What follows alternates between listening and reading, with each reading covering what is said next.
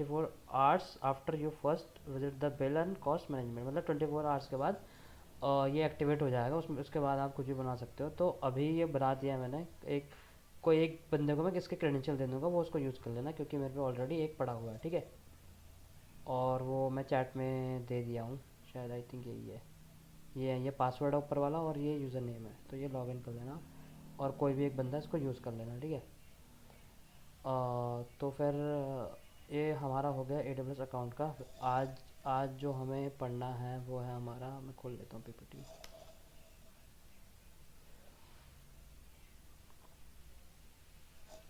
आज पढ़ना है हमें और ये EBS SSD, और मतलब EBS के बारे में पढ़ना है, और आपका स्नैपशॉट EMI और उनके प्रैक्टिकल देखने हैं। तो ये चीज़ अभी सत्या कराएगा, थ्योरी सारा सत्य कराएगा, बाद में मैं प्रैक्टिकल कराऊंगा। और सत्या मैं स्क्रीन हटा रहा हूँ, तू शेयर कर ले अब। हेलो। अमन, तू ही दिखा दे यार, मैंने पीपीटी डाउनलोड नहीं करी हुई। अच्छा मैं शेयर करूँ जिले। हाँ, तू शेयर कर दे, मैं समझा रहा हूँ। नहीं पेंट पे हो जाता ना फिर तेरा, डाउनलोड कर लेना उस पर जाके, व्हाट्सएप व्हाट्सएप पे सेंड करके अरे, मेरे को। पीपीटी तो खोल दे, पेन तो मैं खोल ही लूंगा। दो स्क्रीन शेयर कैसे होगी फिर। अच्छा, ठीक है, ठीक। वो डाउनलोड कर ले और फिर तो कर, बाकी मैं प्रैक्टिकल करवाता हूँ फिर।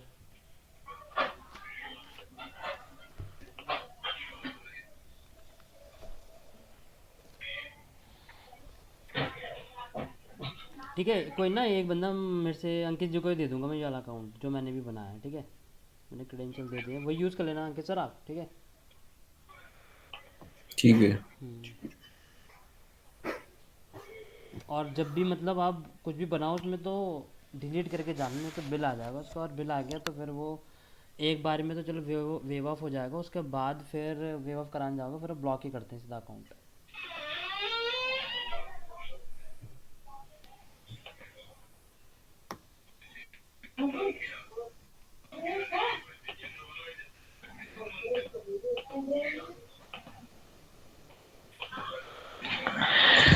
मेरी स्क्रीन विजिबल है सबको? हम्म। तो आज हमें क्या पढ़ाना है? ये हमने टाइप ऑफ स्टोरेज आप लोगों को बता दिया था, 3 टाइप के। ठीक है, आज हम यहाँ चलते हैं ईबीएस में।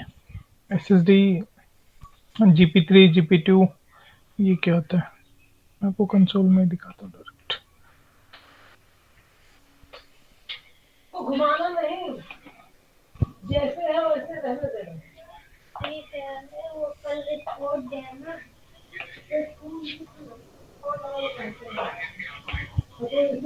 वो सब लाइन उस पे लगा रखे हैं ना, तो घुमाने में कपड़ा में जमीन का रहेगा ना।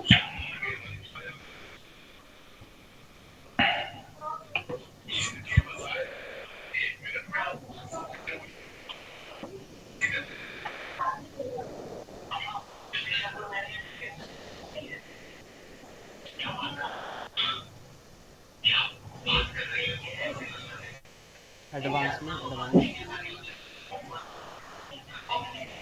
में एडवांस में चले जाए स्टोरेज के, हाँ एडवांस में। ऐड ऐड कर।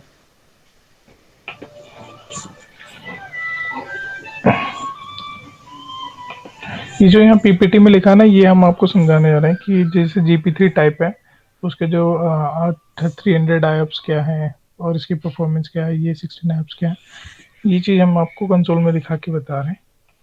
ठीक है, जैसे कि ये मेरा साइज है ईबीएस का 8 जीबी। तो 8 जीबी तो मेरा स्टोरेज का साइज होगा कि ईबीएस में वॉल्यूम टाइप जो ले रहा हूँ वो ईबीएस ले रहा हूँ, लास्ट इलास्टिक ब्लॉक स्टोरेज। और ये उसका माउंट पाथ है। और ये हमारे स्नैपशॉट होता है कि मतलब अगर मैं किसी का बैकअप लेता हूँ तो वो हमारे स्नैपशॉट के कंसिडर में आता है। वो ये हम आगे बताएंगे आज की क्लास में क्या है।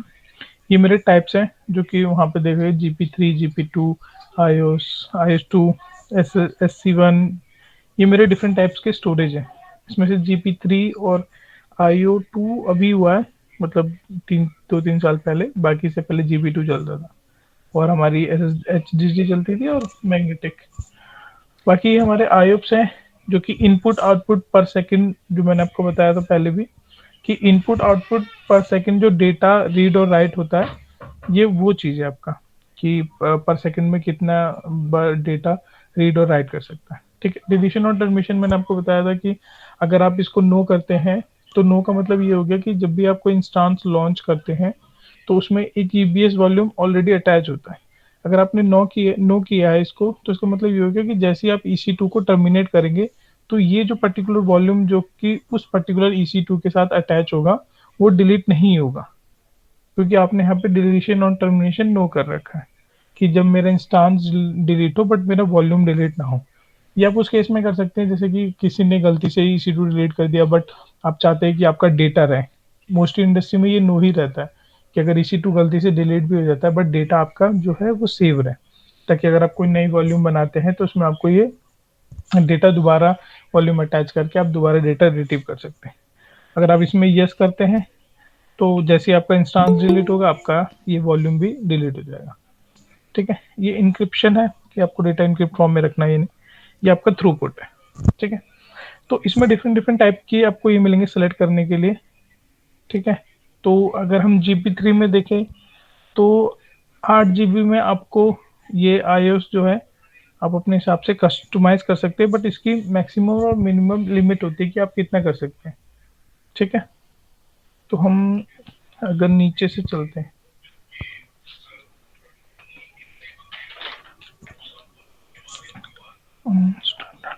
जैसे जो फर्स्ट निकला था वो मैग्नेटिज निकला, मैग्नेट वाला निकला था, मैग्नेट डिस्क। तो इसमें क्या है, आपको ये कुछ नहीं मिलता ना, ऐप सेलेक्ट करने को मिलते हैं ना थ्रूपुट, कुछ नहीं होता इसमें। नॉर्मल जो ये डेटा ट्रांसफर होता है, जो भी स्पीड होती है नॉर्मली वो स्टैंडर्डाइज होती है, उसमें आप कुछ नहीं कर सकते। ठीक है, इसमें मिनिमम जो है, आप मिनिमम इसमें देख सकते हैं कितना साइज का मिनिमम आप ले सकते हैं।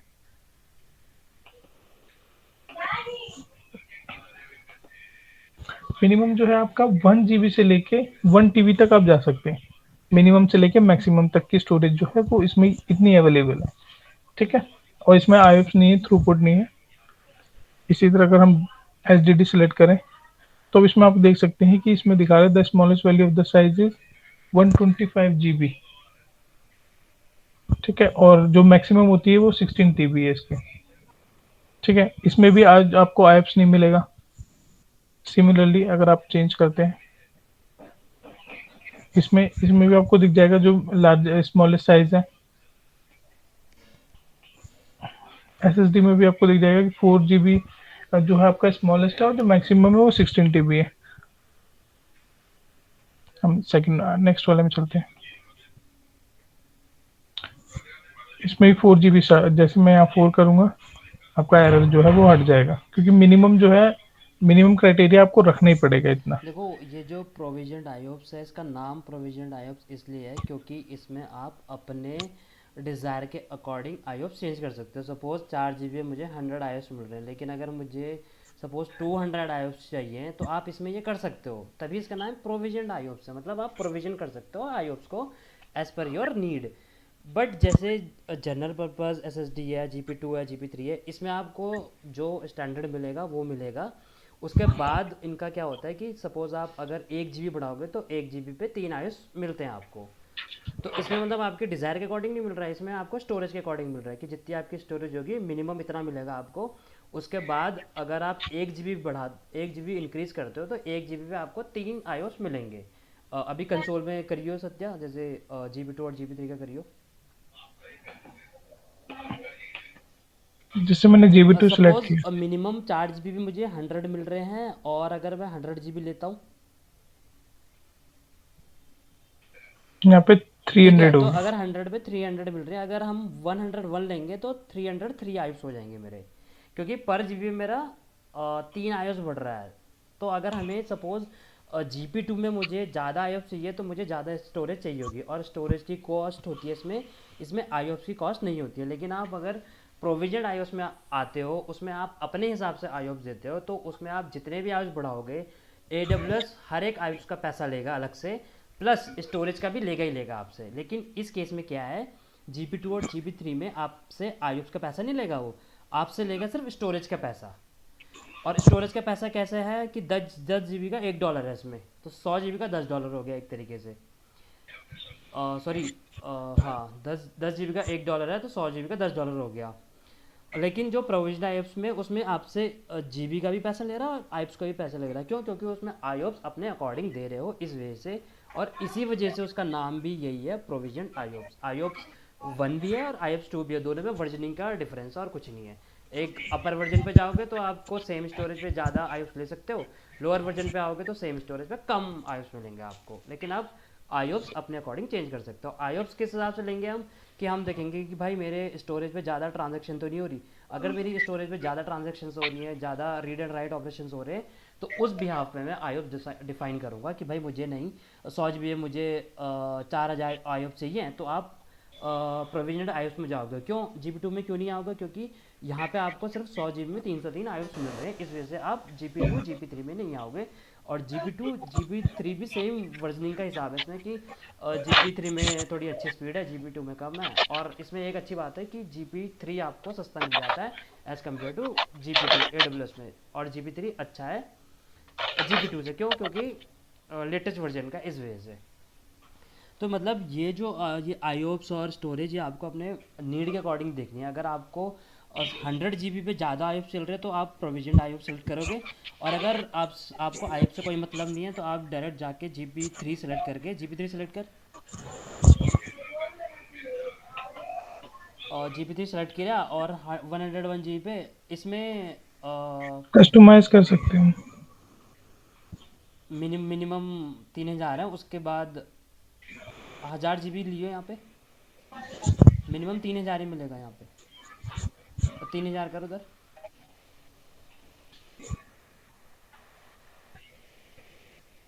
अब यहाँ पे स्टोरेज बढ़ा, 101 कर, 1001, और 16,000 करियो। इसको स्टोरेज को बढ़ा, एक मिनट रुक।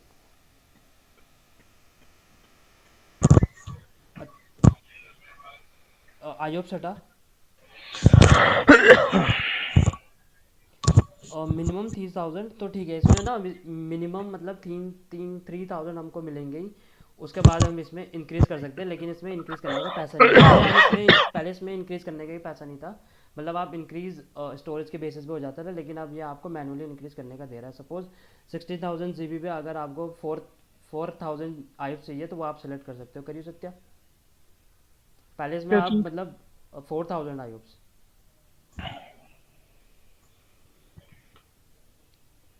तो ठीक है, इसमें मतलब आप अपने अकॉर्डिंग आईओप्स चुन सकते हो। लेकिन इसमें ये क्या है कि एक बेनिफिट ये है कि आपको आईओप्स का अलग से पैसा नहीं देना पड़ रहा। लेकिन प्रोविजन आईओप्स और प्रोविजन आईओप्स 2 में आपको अलग से आईओप का पैसा देना पड़ता, प्लस स्टोरेज का भी देना पड़ता। लेकिन GB 3 में आपको ऐसा नहीं करना पड़ता। पहले GB 3 में भी सेम कॉन्सेप्ट था कि पर जीबी मेरा 3 आईओप्स बढ़ेगा, बट अभी इन्होंने शायद अपडेट कर दिया है। तो अब आप इसमें अकॉर्डिंग टू योर नीड आप आईओप्स बढ़ा सकते हो, और जितने आपको नीड है। अब मैक्सिमम आईओप्स मिलेंगे आपको 16,000, शायद 16,000 इसलिए क्योंकि 16 TB तक आप इसमें ले सकते हो, इस वजह से 16,000 आईओप्स आपको मिलेंगे। जैसे इसमें मैं दिखा देता हूँ, अगर मैं यहाँ 1 से लेके अगर 30 तक भी जाता हूँ, तो भी मुझे 100 मिल रहे हैं। मतलब मिनिमम ही है वो 100, और वो मैक्सिमम मिनिमम 3,000। इसका जो रेशियो होता है, ये होता है 33.3। जब तक मैं 33.3 तक हूँ, तब तक 0.3, तब तक डेसिमल में लेगा नहीं, तब तक इसको 100 ही मिलेगा। जब मैं इसको 34 करता हूँ, यहाँ देखो आप चेंज हो गया, ये पॉइंट की वजह से इसीलिए 2 मिला है। अगर मैं जैसे जैसे अब एक एक बढ़ाऊंगा, इसमें नंबर ऑफ 3 आयव्स बढ़ते रहेंगे। मैं 35 करूंगा, इसमें 3 बढ़ गया, 36, 3 बढ़ गया। तो ये रेशियो होता है इसके आयव्स का, जो ऑटोमेटिक जो बाय डिफॉल्ट मिलता है साइज के हिसाब से, ये हिसाब होता है इसका बढ़ने का। ठीक है, बाकी इसमें मन एक चीज पूछनी है।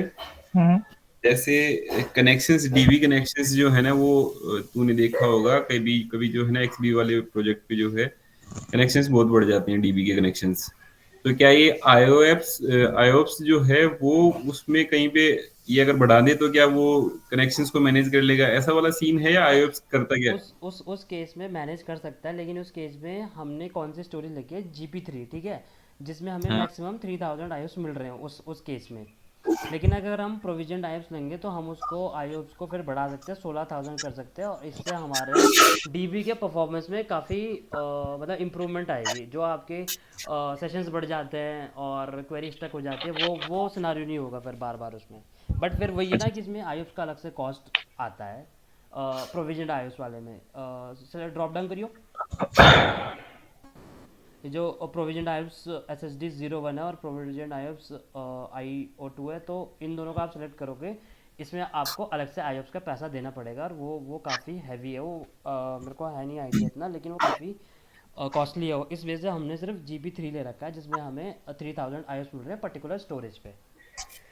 लेकिन अच्छा। अगर मैं उसे आईओस 1 पे कर दूँ और आईओस मैं अपने टोटल नंबर ऑफ आईओस 16,000 करता हूँ, तो हमारे जो डीबी के परफॉर्मेंस में वो इम्पैक्ट पड़ेगा और काफ़ी अच्छा पड़ेगा और इम्प्रूवमेंट होगी उसमें। बट वही है ना, फिर कॉस्ट देना पड़ रहा है अपने को। हम्म। तो वो चीज़ ठीक। है। और ये जो डिवाइस नेम है, जैसे हमारे लैपटॉप में अलग अलग पोर्ट होते हैं, पेन ड्राइव के 4 पोर्ट होते हैं, सेम वो यही है। सर्वर के पास भी अपने अलग अलग पोर्ट होते हैं, तो हर पोर्ट का उसने नाम दे रखा है, SDB, SDBC, ऐसे करके अलग अलग इसमें नाम दे रखे हैं। तो वो वही चीज़ है, जैसे हमारे लैपटॉप में होते हैं अलग अलग पोर्ट्स होते हैं, पेन ड्राइव के 3-4 होते हैं, ये सेम ऐसे सर्वर पे भी होते हैं। वो तो सब उसका डिवाइसिंग नेम कर रखे हैं कि भाई आप अगर SDB1 पे तो इस पोर्ट पर जाएगा, SDBC करोगे तो इस पोर्ट पर जाएगा।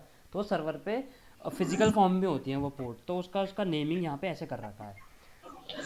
ये चीज़ है यहाँ पे। और डिलीट ऑन टर्मिनेशन तो हमारा नो ही रहेगा। एनक्रिप्शन क्या होता है ये आगे पढ़ाएंगे, क्योंकि इसके लिए KMS की हमें डिफाइन करनी पड़ती है, तो KMS भी आगे ही आएगा। तो वहाँ वहाँ जब हम KMS पढ़ाएंगे तभी हमारा एनक्रिप्शन होगा हो पाएगा।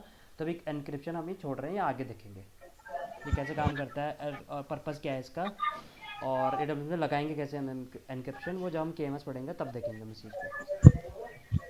ठीक है, नेक्स्ट चलते हैं।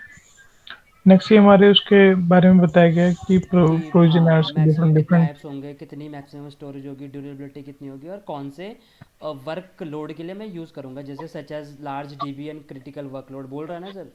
देखो, application requiring sustain high ops and low latency such as large databases और क्रिटिकल वर्कलोड है, जहाँ हमारे डेटाबेस में लार्ज लोड है, वहाँ पे हमें प्रोविजन IOPS यूज़ करने हैं। ये AWS रिकमेंड करता है, बट हम करते नहीं है निम्बस में। क्यों? क्योंकि पैसे के पीछे भागते हैं वो लोग भी, कि भाई बिल ज़्यादा आ रहा है। पैसे का मैटर है। हाँ, अभी 30 लाख की बिल आ रहा है वहाँ पे। 30 लाख का सारे प्रोजेक्ट्स मिलाकर बिल आ रहा है। हाँ, सब प्रोजेक्ट, जबकि मतलब सेविंग प्लान और ये सब ले रखे हैं। सब आगे पढ़ाएंगे हम सेविंग प्लान क्या होता है। हम्म। सेम ये हमारा एचडीडी का है कुछ। HDD के वो यहाँ पे फीचर हैं कि सर। कितनी इसकी स्पीड रहेगी, कितनी मैक्सिमम TB ले सकते हो। ऐसी कोल्ड HDD की 1 का है कि इसके थ्रूपुट सेम ही होंगे, मैक्सिमम TB कितनी होगी और किस लिए यूज़ करेंगे हम।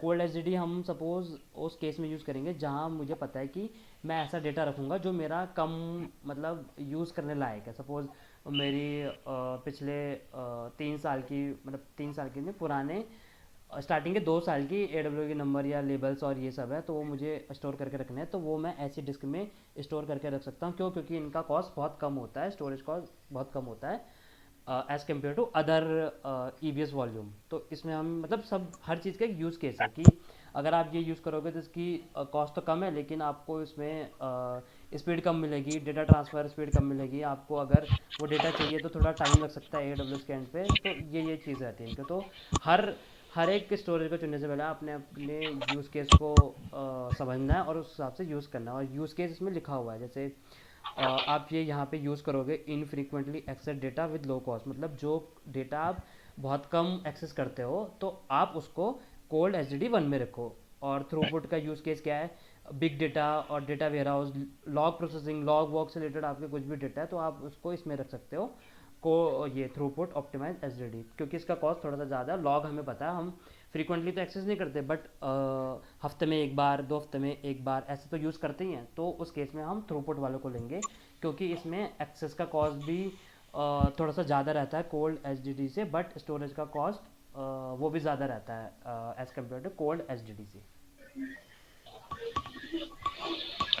ठीक है, नेक्स्ट चलते हैं। ये टाइप्स ऑफ EVS थी सारी। अब इसमें आपको ये दिख रहा होगा AWS क्लाउड है, रीजन है और हमारा एबिलिटी ज़ोन है।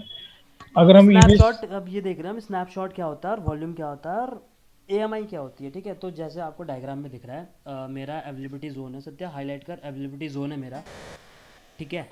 सबसे पहले मेरा क्लाउड है, ठीक है, एडब्ल्यूएस क्लाउड है, उसके अंदर मेरा एक रीजन है, रीजन कौन सा मान लो आप, मुंबई मान लो, ठीक है।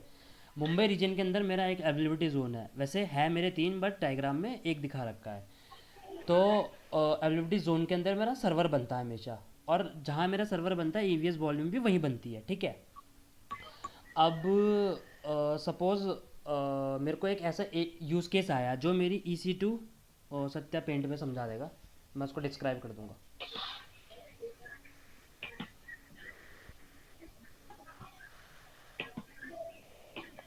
इसमें वॉल्यूम से क्या डिनोट कर रहा है ये ईबीएस वॉल्यूम? जैसे ईबीएस समझ में आ गया भाई, स्टोरेज के लिए है, हाँ वॉल्यूम का हाँ, क्या सेंस है? हम मतलब वॉल्यूम वॉल्यूम को ही ईबीएस कहते हैं।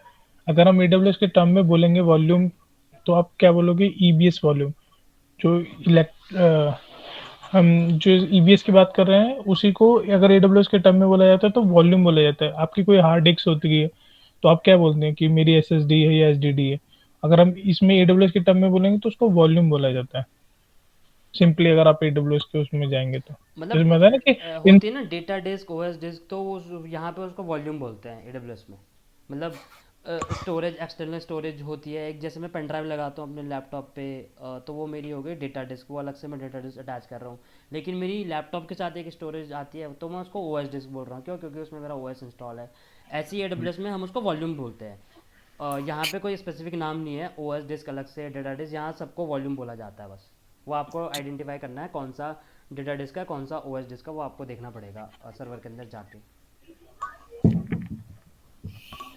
तो वॉल्यूम मैं उसी को कह रहा हूँ जो मेरे मतलब लैपटॉप पे अटैच्ड आती है, या मैं अलग से पेन ड्राइव लगा रहा हूँ, उसी को मैं एडब्ल्यूएस के टर्म पे वॉल्यूम बोल रहा हूँ। तो सर्वर का स्टोरेज, डेटा स्टोरेज दोनों अलग अलग है क्या? होता क्या है कि जैसे आप एक सर्वर बनाते हो, तो वो एक आपको एक ऐसी स्टोरेज देनी पड़ेगी जिसमें ओएस इंस्टॉल होगा, ठीक है।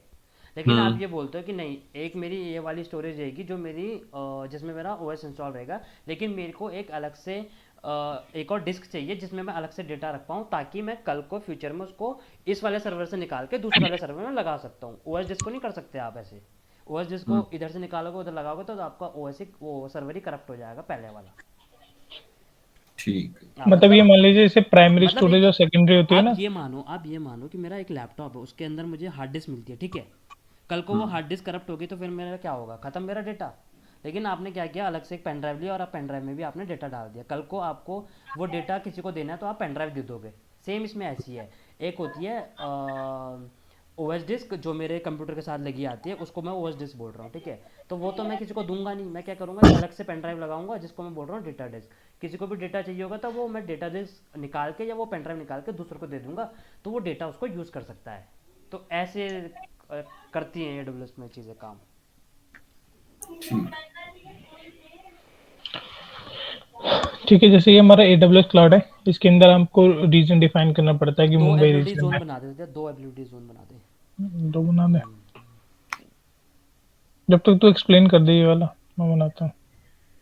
वो तो साथ के साथ हो जाएगा सारा, कोई दिक्कत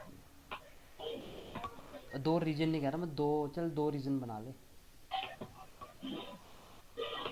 दो एबिलिटी जोन अच्छा, दो इसी में बना दे। उसी के अंदर आएगा। हाँ वो तो रीजन बना, वो स्नैप वो AMI के टाइम पे काम आएगा, वो उसको भी रहने देगी।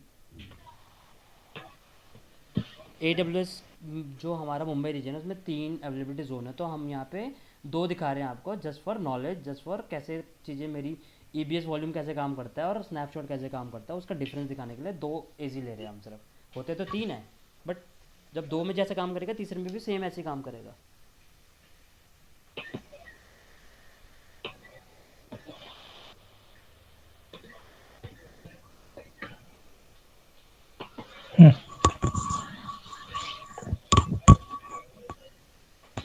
अब इसमें क्या होता है, जैसे कि मैंने कोई अपनी EC2 लॉन्च करी, ठीक है। तो मैंने किसी पर्टिकुलर जोन में बनाई है, एबिलिटी जोन में साउथ जोन हो गया, ईस्ट जोन हो गया, मैंने एक जोन सेलेक्ट किया। तो मैंने एक EC2 बनाया और ईबीएस वॉल्यूम जो है वो बाय डिफॉल्ट अटैच होके आता है ये मेरे OS सर्वर में। डिस्क है, मेरी OS डिस्क है ये जिसमें ओएस मेरा डिस्क है। वो जैसे उबंटू हो गया, विंडोज़ हो गया, ओएस इंस्टॉल्ड रहता है जो यहाँ पे मैं कंसोल पे मैं आपको दिखा दिखाई देगा वो। जैसे मैंने यहाँ पे ये सेलेक्ट किया AMI। टेस्ट, ठीक है, ये मैंने ले ली Ubuntu।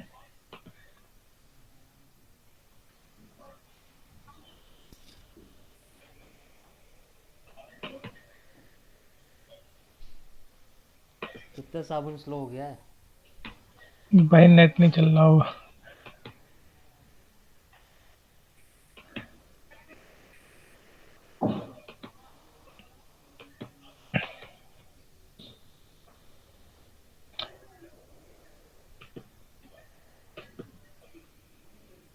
ये मेरी वाली है, मायमन मेरी है।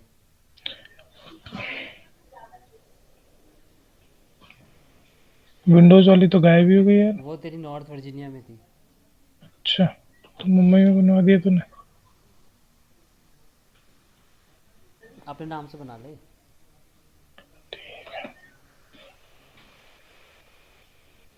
सिक्योरिटी ग्रुप बढ़ाएंगे आप में कि कैसे इसमें पोर्ट और आईपी अलाउ होती है। कुछ नहीं है, बहुत इजी है पोर्ट अलाउ करना। ठीक है, अब यहाँ पे आपको दिख रहा होगा, यहाँ पे बाय डिफॉल्ट 8 GB की ईबीएस मेरी जो वो माउंट हो रही है। ये जो हमारी है, ये इसमें ये ओएस जाएगा हमारा। ड्रॉप डाउन कर उसको वहीं पर। हाँ, ये जो मेरी 8 GB की डिस्क पहले से बाय डिफ़ॉल्ट अटैच्ड आ रही है, इस 8 GB में मेरा ओएस इंस्टॉल होगा और वही हमने डायग्राम में दिखाया है। खोल डायग्राम खोल। ये हाँ, जो हमारी ईबीएस वॉल्यूम है, ये ये इसी के वही है साथ 8 GB वाली जो मेरे EC2 के साथ आ रही है। तो ये EBS वॉल्यूम कौन सी होगी, जिसमें मेरा ओएस इंस्टॉल्ड है, ये अटैच्ड होती है नेटवर्क के थ्रू। Volume OS 1। हाँ, यहाँ हो ठीक गया। है। ऐसे ही सेम दूसरा सर्वर होगा, दूसरे अवेलेबिलिटी जोन में होगा, तो उसकी भी एक ओएस वॉल्यूम होगी। सत्यन लॉन्च कर दिया हो।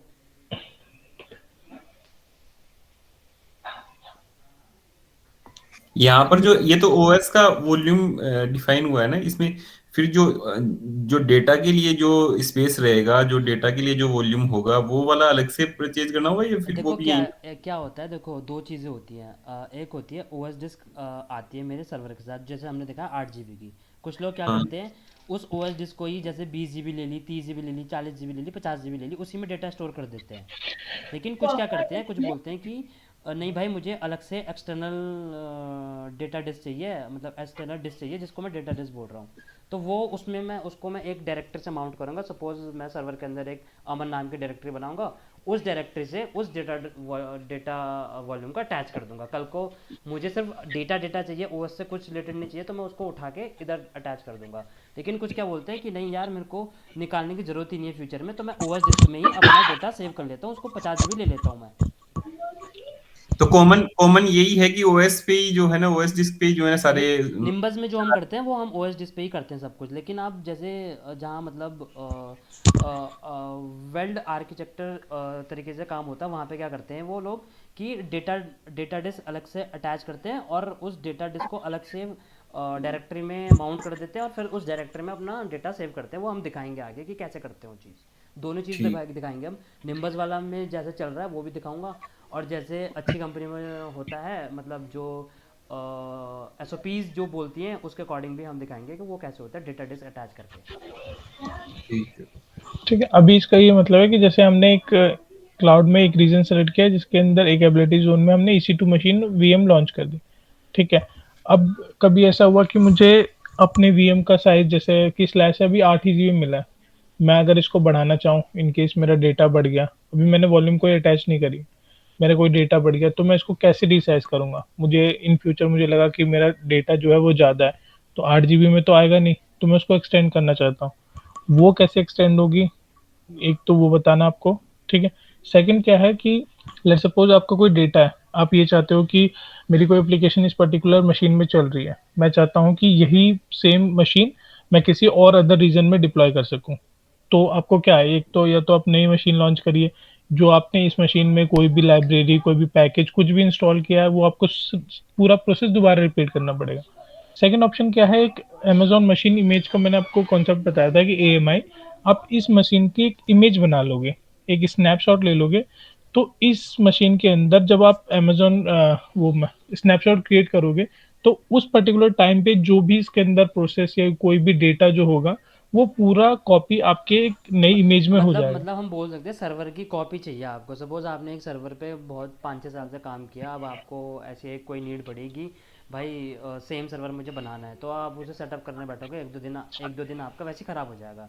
तो अगर मुझे पता मुझे रेप्लिका चाहिए एक सर्वर का, तो मैं क्या करूँगा, AWS के कंसोल पे जाके इस सर्वर की AMI बनाऊंगा और इस AMI से लॉन्च एक नया EC2 कर दूंगा। उसकी IP अलग होगी, सब कुछ अलग होगा, लेकिन डेटा OS जो लाइब्रेरी और जो पैकेजेस मेरे पुराने सर्वर में इंस्टॉल थे वो भी सारे सर्वर में इंस्टॉल होंगे, बस मेरी IP चेंज होगी और कुछ भी चेंज नहीं होगा, सब एज इट इज़ रहेगा। तो मतलब अगर मुझे किसी भी सर्वर का रेप्लिका बनाना है तो मैं AMI जाके क्रिएट करूँगा सर्वर की, और फिर उस AMI से मैं एक सर्वर लॉन्च करूँगा।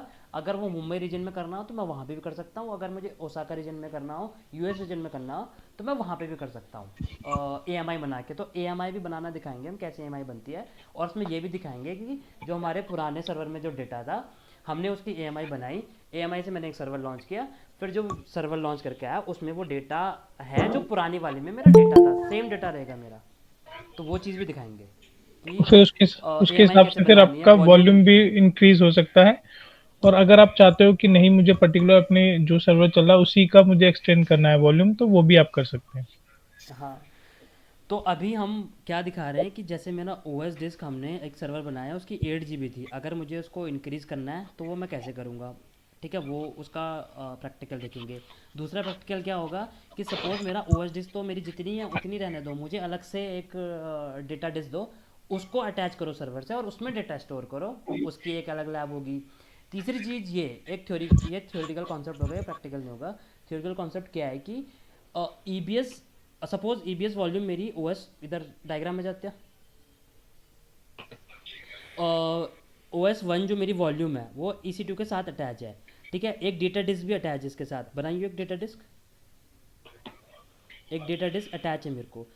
अब ये डेटा डिस्क मुझे EC2 पे चाहिए ये, लेकिन ये पॉसिबल नहीं है। क्यों? क्योंकि जो वॉल्यूम होते हैं वो AWS में अवेलेबिलिटी जोन स्पेसिफिक होते हैं, मतलब जो वॉल्यूम जिस अवेलेबिलिटी जोन में बना है वो उसी में ही रहेगा। सपोज ये जो DD करके जो मेरा डेटा डिस्क है ये अवेलेबिलिटी 1 में बना है, अभी अवेलेबिलिटी जोन 1 में बना है, 1 लिखते हैं, अवेलेबिलिटी जोन 1 है ये इसके साथ अटैच है।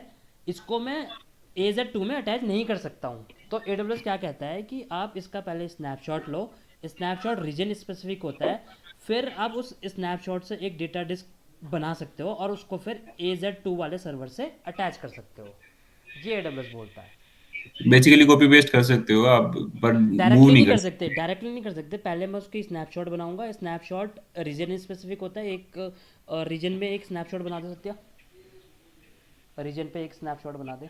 वैसे कि बेसिकली ये हो गया ना कि जैसे एक रीजन, मतलब एक बिल्डिंग में जो है ना वो हार्ड डिस्क में डेटा तो है, बट दूसरी बिल्डिंग में अगर उसको मूव करना है सेम डेटा को, तो उसके हम्म, लिए आपको पहले स्नैपशॉट लेना पड़ेगा, फिर बाद में ही आप उस वाले दूसरे अवेलेबिलिटी जोन में जो है ना उसको कर सकते हो काम। हाँ, करेक्ट करेक्ट, एकदम सही। ठीक है, तो स्नैपशॉट है ये मेरा, स्नैपशॉट मेरा रीजन स्पेसिफिक है। जब भी मैं स्नैपशॉट बनाऊंगा तो वो ये नहीं बोलेगा मैं इस एबिलिटी जोन में बनाऊं, मैं उस एबिलिटी जोन में, वो ये बोलेगा कि मैं मुंबई रीजन में बनाऊं।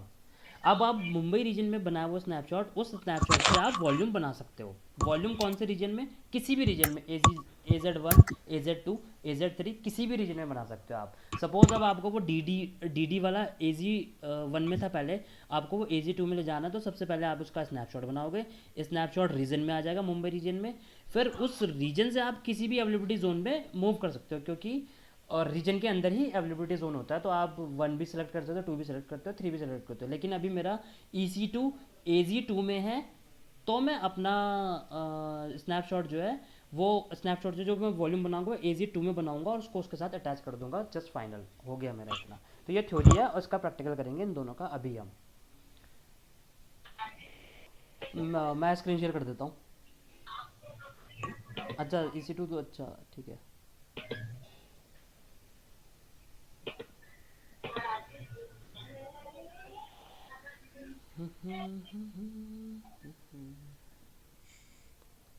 विजिबल है स्क्रीन?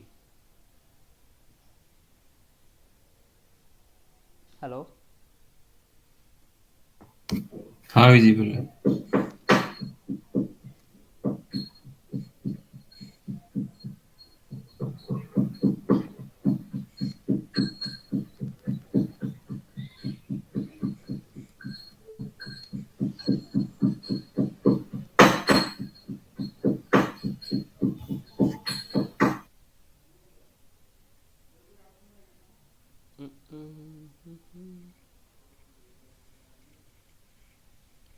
ठीक है, ये वही सर्वर है जो सत्या ने बनाया था, क्योंकि क्लाउड कंप्यूटिंग में किसी भी सर्वर को कहीं से भी एक्सेस कर सकते हो, तो मैं यहाँ से कर रहा हूँ अपने घर से। इसका नाम दे देते हैं।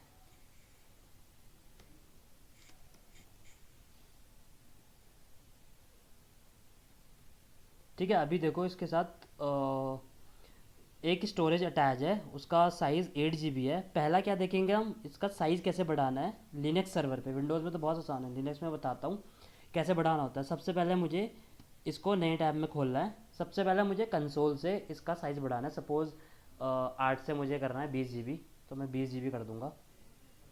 शायद फ़िल्टर सही से नहीं आया है।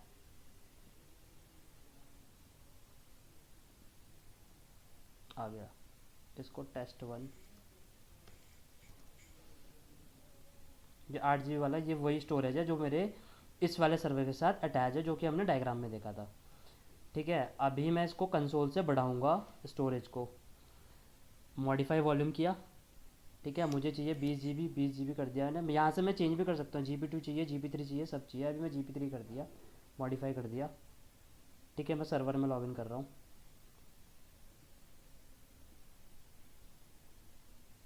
Downloads,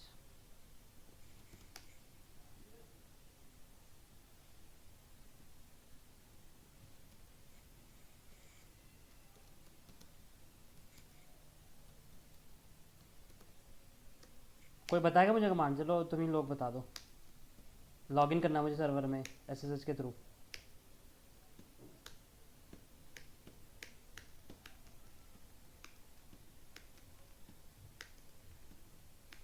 give it a Anand try, Anand ji बताएंगे, Anand give ji. It a try यार।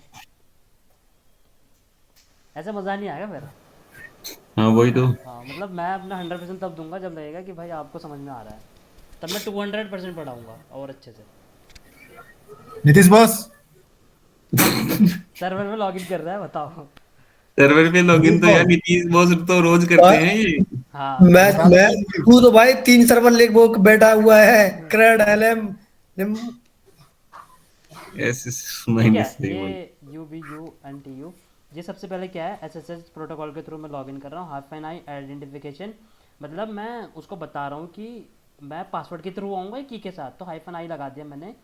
हाइफन आई आइडेंटिफिकेशन के लिए यूज़ हो रहा है, उसको बता रहा हूँ मैं पैम की के थ्रू लॉगिन करना चाह रहा हूँ। मेरी पैम की ये है, जो कि मेरी कंसोल से मैंने जनरेट करके डाउनलोड कर ली थी अपने लोकल पे।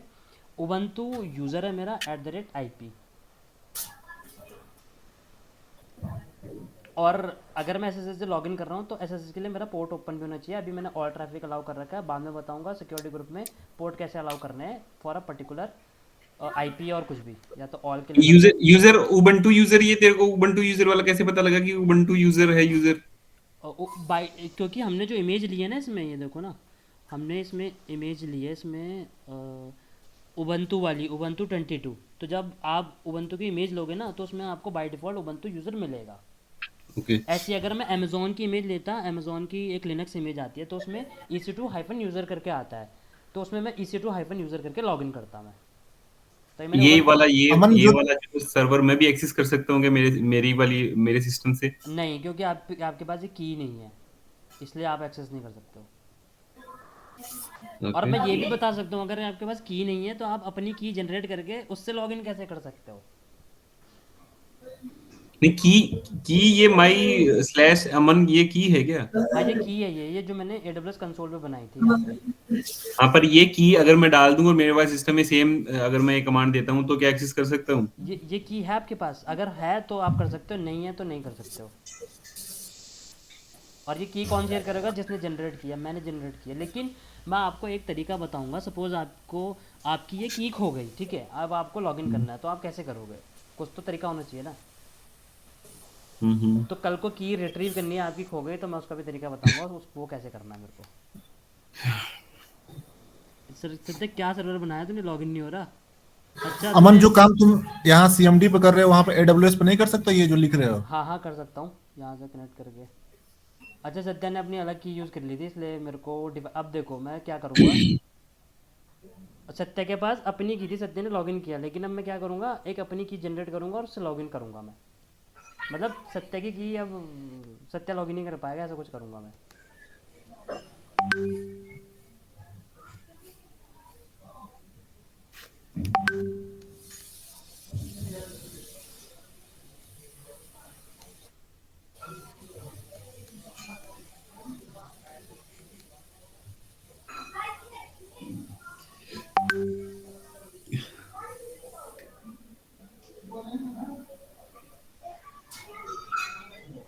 ये सब क्या लिख दिया, बताओगे क्या लिख रहे अभी हो? अभी रुको, अभी बता, अभी रुको भाई रुको। मैं सब बताऊँगा, टेंशन मत लो। कहीं इंटरव्यू में पूछ दिया कि क्या क्या किए थे तो। अरे टेंशन मत लो, वो बता दूंगा। इसमें जब आपने देखा होगा ना की अमन जी का रेफरेंस डाल देना। हम्म।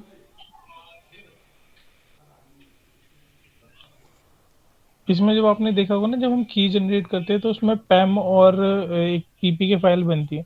तो अगर आप लिनक्स में जाएंगे ना, उसमें दो तरह की फाइलें बनती है, की जनरेट होती है, एक पब्लिक की होती है, एक प्राइवेट की होती है। तो ये वही की है जो कि प्राइवेट की होती है जिससे आप लॉगिन करते हैं। तो ये पर्टिकुलर सर्वर में जाके सेव होती है, तो अमन ने वही वहां से कॉपी करके वो अपने इसमें पेस्ट कर देगा ताकि वो अच्छा उसमें एक्सेस कर सके। ये की जिसके पास होगी वो पर्टिकुलर यूजर इस सर्वर में लॉगिन कर सकता है। एक मिनट यार, बनी नहीं की सही से।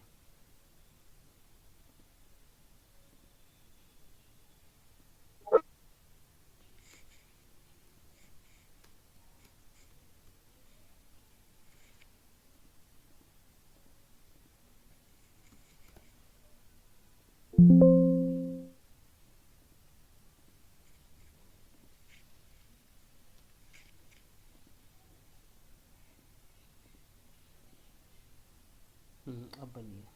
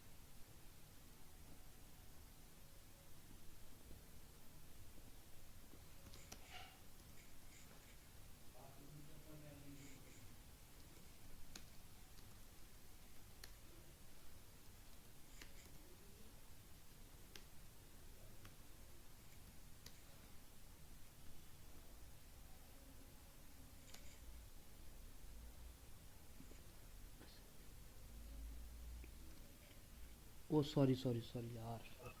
पब्लिक पब्लिक की अरे वाली नहीं कर रहा अरे है। रूट रूट यूज़र है मेरा।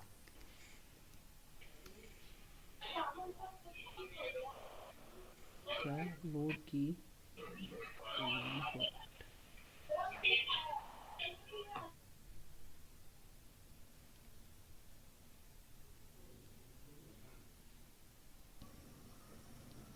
है तो पैम फाइल ही।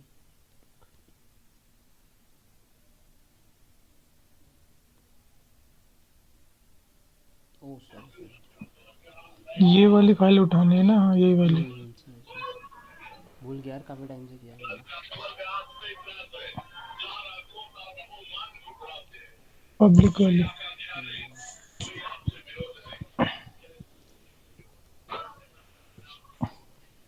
हाँ ये वाली। भूल गया, ऐसे ऐसे जाके भूल गया सब।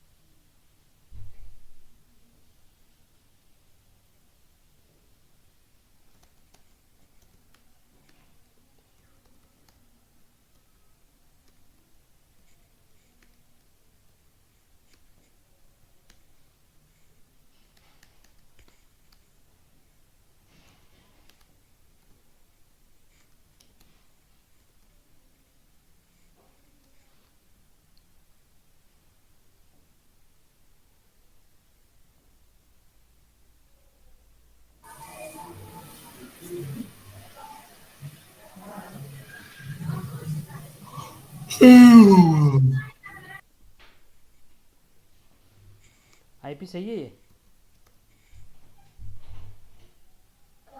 इसमें डिफर हम्म। नहीं नहीं ठीक है। प्राइवेट आईपी है ना वो दूसरी वाली। वो प्राइवेट है, वो काम नहीं करेगी। इनवैलिड फॉर्मेट, यार क्या हो गया इसको?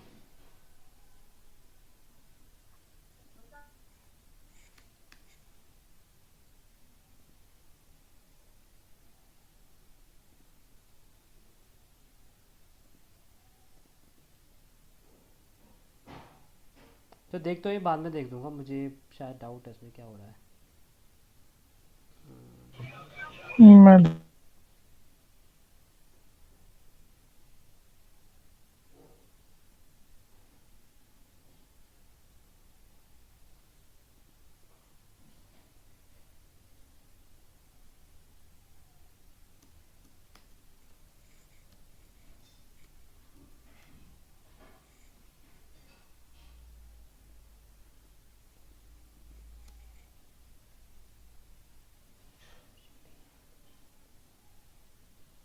तो उसको बाद में देखता हूँ, उसको की क्या है चेंज करते हैं, बाद में देख लूँगा, इसमें शायद अपडेट हुआ कुछ या।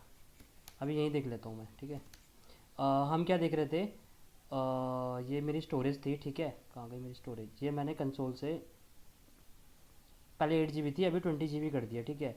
अब मुझे इसको सर्वर में बढ़ाना है, तो पहले तो मैं चेक करूँगा कि भाई इसमें स्टोरेज कितनी है। इससे मेरा जितने भी माउंट पॉइंट है वो आते हैं। तो जो मेरा रूट वाला जो रहता है, जो स्लैश है ना, ये मेरी ओ एस डिस्क होगी। जो स्लैश वाला ये ओ एस डिस्क होगी। तो अभी मेरी ओ एस डिस्क पहले मेरी 8 GB थी, तो वो दिखा रहा है यहाँ पे अभी 8 GB, लेकिन अभी मैंने उसको इंक्रीज़ किया 20 GB, बट वो शो नहीं हो रहा है। तो उसको हमें यहाँ पे फिज़िकली अटैच करने के लिए कुछ 2-3 कमांड चलानी होती है, वो मैं बता देता हूँ उसके लिए क्या करना होता है। एक बार मैं एल एस पी एल के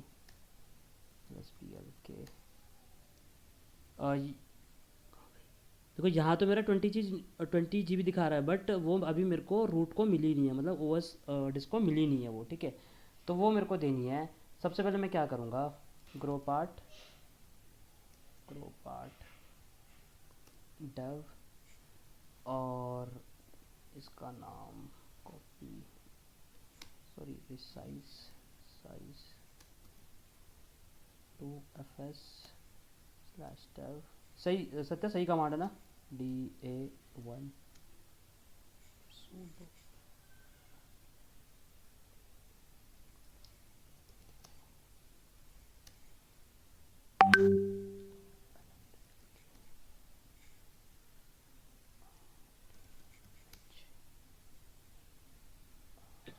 वहां से रूट ऐड किया, वो वॉल्यूम अटैच कर दिया। हाँ हाँ, अभी तो मैं उसमें डेटा डिस्क में कर रहा हूँ ना। अच्छा डेटा डिस्क में, ठीक। क्या थी? यही थी ना कमांड, ग्रो पार्ट हाँ ग्रुप पार्ट।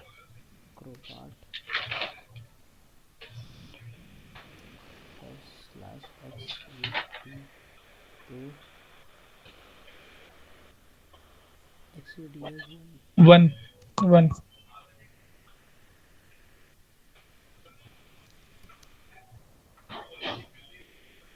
LSBL के वाले उसमें देखना।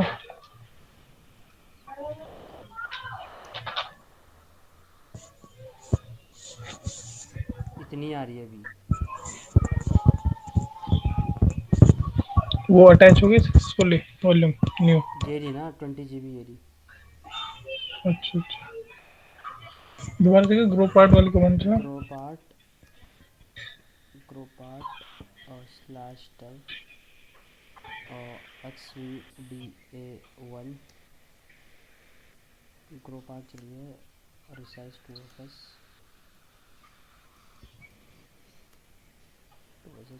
Slash dev. अभी मैं बताता हूँ क्या कर रहा हूँ मैं। XVDA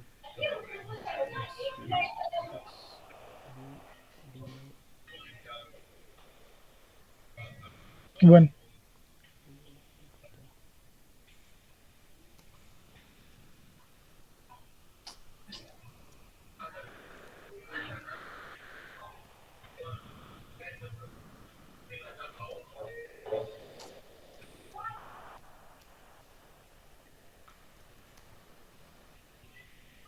ठीक है। अभी इससे पहले अगर मैं पुराना दिखाऊं मेरा कहाँ गया मेरा ये LSPL के जो मेरी रूट पे जो स्टोरेज अटैच थी वो 7 GB दिखा रहा था, बट मेरे पे अवेलेबल तो थी 20 GB। मैंने कहाँ से देखी, LSBL के चला के देखी सारी लिस्ट की ब्लॉक स्टोरेज जितनी भी मेरे पे है, तो उसने बताया था कि 20 GB तो है, लेकिन आपकी OS डिस्क को अभी 7 GB मिला है। ठीक है। फिर इंक्रीज़ करने के लिए क्या दो कमांड चलाई मैंने। सबसे पहले मैंने चलाई और ये अपनी ग्रो पार्ट चलाई। ग्रो पार्ट क्या करेगी, जो मेरा एक्सवीडी है, जो मेरा पार्टीशन है, एक्सवीडी पार्टीशन कहाँ है, ये वाला एक्सवीडी पार्टीशन मेरा ये है। ठीक है। इसमें मेरी जो पार्टीशन नंबर 1 है, इसको मुझे इंक्रीज़ करना है। क्यों? क्योंकि मुझे रूट में ही चाहिए अपना डेटा। स्लैश मतलब OS डिस्क में रूट इसको बोलते हैं, स्लैश मतलब रूट। तो मुझे रूट में ही चाहिए अपने डेटा।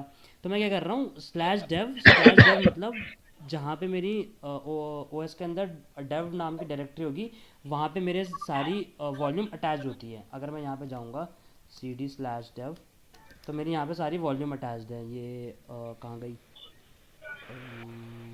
ये देखो XVDA1 है, XVDA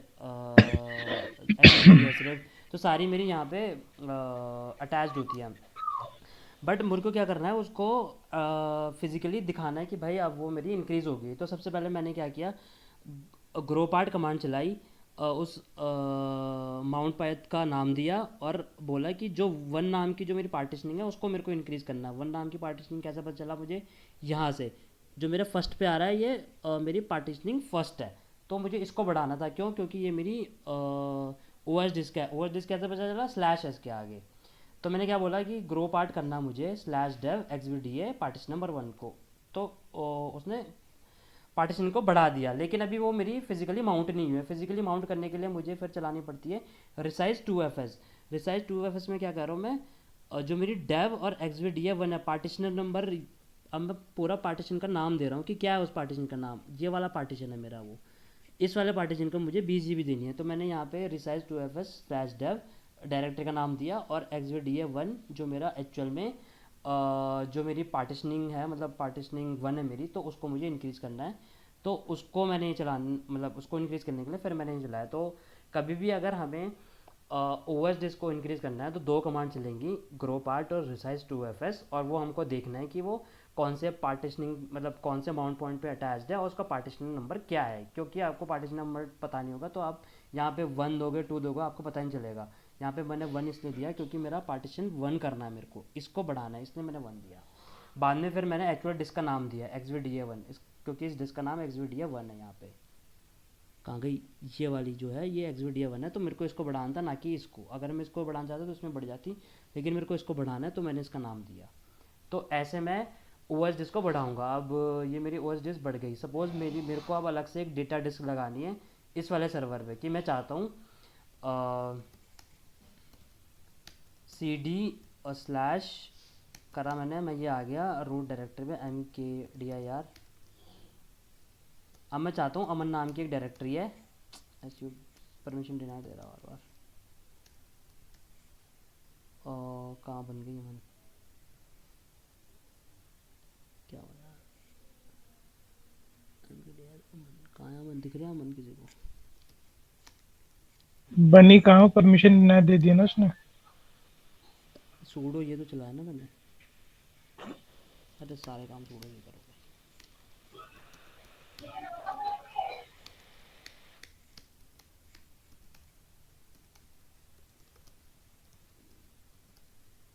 हाँ ठीक है, अब बन गए अनलेस। अब मैं क्या चाहता हूँ कि भाई मैं एक अलग से डेटा डिस्क इस सर्वर पे अटैच करूँ और उस डेटा डिस्क को इस फोल्डर के साथ माउंट करूँ कि जो भी मेरा डेटा स्टोर होगा अब इस फोल्डर के अंदर माउंट होगा। क्यों? ताकि कल को मुझे सिर्फ अमन अमन नाम के डायरेक्टर का डेटा किसी दूसरे सर्वर में अटैच करना है तो वो मेरे लिए ईजिली होगा। क्यों? मैं कंसोल से उस डेटा डिस्क को हटाऊंगा और दूसरे सर्वर में अटैच कर दूंगा और फिर वहाँ पे 2 कमांड चलाऊंगा और फिर वहाँ पे मुझे शो करने लगेगा। मैं दिखाता हूँ कैसे। अभी मेरे पे यहाँ पे स्टोरेज में जाऊँगा तो एक ही मेरी वॉल्यूम इसमें अटैच है। मुझे दूसरे वॉल्यूम अटैच करनी है तो मैं क्या करूँगा, सबसे पहले वॉल्यूम पे आया मैं। वॉल्यूम पे यहाँ पे भी आ सकता हूँ, मैं बताता हूँ कहाँ से। जब मैं वॉल्यूम पे आया, न्यू टैब पे ओपन हो गया। ठीक है, क्रिएट वॉल्यूम करूँगा मैं। अब 1 मिनट।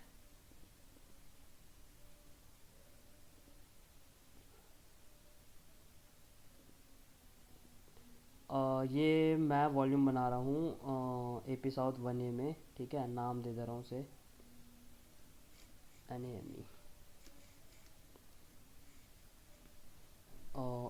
अमन AP हाइफन साउथ 1। ठीक है, ये नाम दे दिया मैंने। अब मुझे ये जो मैंने नई वॉल्यूम बनाई,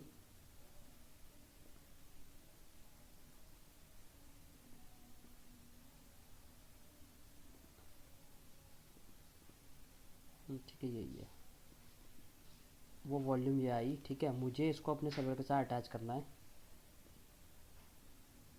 सपोज इसको मैं अपने सर्वर के साथ अटैच करना चाहता हूँ तो सबसे पहले मैं सिलेक्ट करना, मुझे यहाँ से एक्शन पे जाना है, अटैच वॉल्यूम करना है। ये पूछेगा कौन से वॉल्यूम के साथ अटैच करना है, बट यहाँ पे अभी कोई भी वॉल्यूम आएगा, कोई बताएगा यहाँ पे कोई वॉल्यूम क्यों नहीं आ रहा है। ये थ्योरी में भी पढ़ाया हमने, मतलब कोई भी सर्वर नहीं आ रहा है यहाँ इंस्टांस पे। इंस्टांस नहीं है। हाँ, कोई भी सर्वर नहीं आ रहा है क्योंकि मैंने वॉल्यूम तो बना दी है। अब मुझे भाई ये शो नहीं कर रहा है कि भाई मुझे किसके साथ अटैच करनी है। ऐसा क्यों हो रहा है? ये किसी को आइडिया है? अभी थ्योरी में बताया जस्ट हमने। वॉल्यूम वो और जोन स्नैपशॉट का डिफरेंस है। कंसोर्ट बताया था हमने। वो शायद अवेलेबिलिटी जोन का कुछ है क्या इशू? हाँ वही है। क्यों? अब देखो, ये मेरा अवेलेबिलिटी जोन 1B में है। ठीक है, और मेरी वॉल्यूम किस में बनी है? जानबूझ के बनाई है मैंने AP साउथ 1 में। ठीक है हम्म, तो इस वजह से ये मुझे अटैच नहीं करने दे रहा। क्यों? क्योंकि एज पर PPT वो क्या कह रहा था कि EBS वॉल्यूम हमेशा अवेलेबिलिटी जोन पे लगता है। ठीक है, तो मैंने क्या कर रहा था, मेरी एक EBS वॉल्यूम थी AP साउथ 2 में और मेरा सर्वर था किसी दूसरे जोन में। तो मैं भाई अटैच कर ही नहीं सकता क्योंकि EBS वॉल्यूम भी सेम AZ में होना चाहिए और EC2 भी सेम AZ में होना चाहिए। ठीक है, एक डायग्राम मैंने बनाया था अभी, जैसे इसमें दिख रहा है मेरा EC2 और वॉल्यूम सेम रीजन में होना चाहिए। लेकिन मेरा क्या है, मेरा वॉल्यूम यहाँ पड़ा हुआ और मेरा EC2 इधर है। तो भाई ये कनेक्टिविटी नहीं हो सकती ना। पॉसिबल है ये? Not possible. ऐसे करके क्रॉस। अब मुझे क्या करना पड़ेगा, अब मुझे इसको इसके साथ अटैच करना है तो मैं क्या करूँगा, सबसे पहले इस वॉल्यूम से एक स्नैपशॉट बनाऊंगा। फिर ये स्नैपशॉट आ जाएगा मुंबई रीजन में, फिर मैं स्नैपशॉट को इससे कनेक्ट कर सकता हूँ। मतलब इस वॉल्यूम का डायरेक्ट कोई तरीका नहीं है जाने का, डायरेक्ट कोई भी तरीका नहीं है जाने का। ठीक है, मैं ये यहाँ से पहले मैं स्नैपशॉट बनाऊंगा, फिर स्नैपशॉट से फिर इसको अटैच करूँगा। डायरेक्ट कोई भी तरीका नहीं है जाने का। अभी हमने देख लिया प्रैक्टिकल में कि भाई डायरेक्ट मैं नहीं बना सकता हूँ। अब मैं क्या करूँगा, जो मैंने नया वॉल्यूम बनाया था यहाँ पे, इसकी स्नैपशॉट बनाऊँगा मैं। स्नैपशॉट बना दिया मैंने। जस्ट मैं वॉल्यूम पे गया, ठीक है, एक्शंस पे गया, क्रिएट स्नैपशॉट किया, स्नैपशॉट का नाम दिया अमन EP साउथ 1 करके दे रहा हूँ। ठीक है, अभी देखो मैंने जब ये स्नैपशॉट बना रहा हूँ यहाँ पे मुझसे कुछ रीजन नहीं पूछ रहा है, सॉरी अवेलेबिलिटी जोन नहीं पूछ रहा है। क्यों? क्योंकि हमारा स्नैपशॉट जो होता है हमेशा रीजन स्पेसिफिक होता है। डायग्राम में देख रहे हो आप। ठीक है, तो मैंने बना दिया, मैं लिख देता हूँ ये मुंबई रीजन में ही बनेगा। ये नेम भी दे देता हूँ।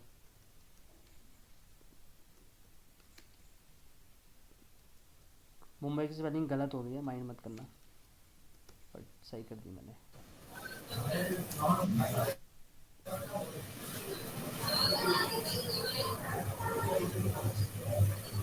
ठीक है, ये मेरी वो बनाई थी जो मैंने भी नई नई वॉल्यूम बनाई। अब मैं चाहता हूँ ये वॉल्यूम मुझ नहीं सॉरी, स्नैपशॉट बनाए थे तो दूसरा वाला है ना, हाँ स्नैपशॉट बनाया था वो यहाँ शो होगा। स्नैपशॉट में गया मैं यहाँ पे नीचे, ये वो वाला स्नैपशॉट है जो मैंने अभी उस वॉल्यूम से बनाया। ठीक है, एक सेकंड, अमन अमन जो सॉरी, ये जो है ना, एक बार वापस से स्नैपशॉट वाला क्रिएट करेगा वो वाला बताएगा एक बार वापस से। ठीक है, जैसे ये वॉल्यूम था। ठीक है, अब मैं वॉल्यूम को सर्वर के साथ अटैच नहीं कर सकता हूँ, क्यों? क्योंकि मेरा वॉल्यूम जो है वो कहाँ पे है, रीजन आता है यहाँ पे दूसरे दूसरे अवेलेबिलिटी जोन में, चलो ठीक है।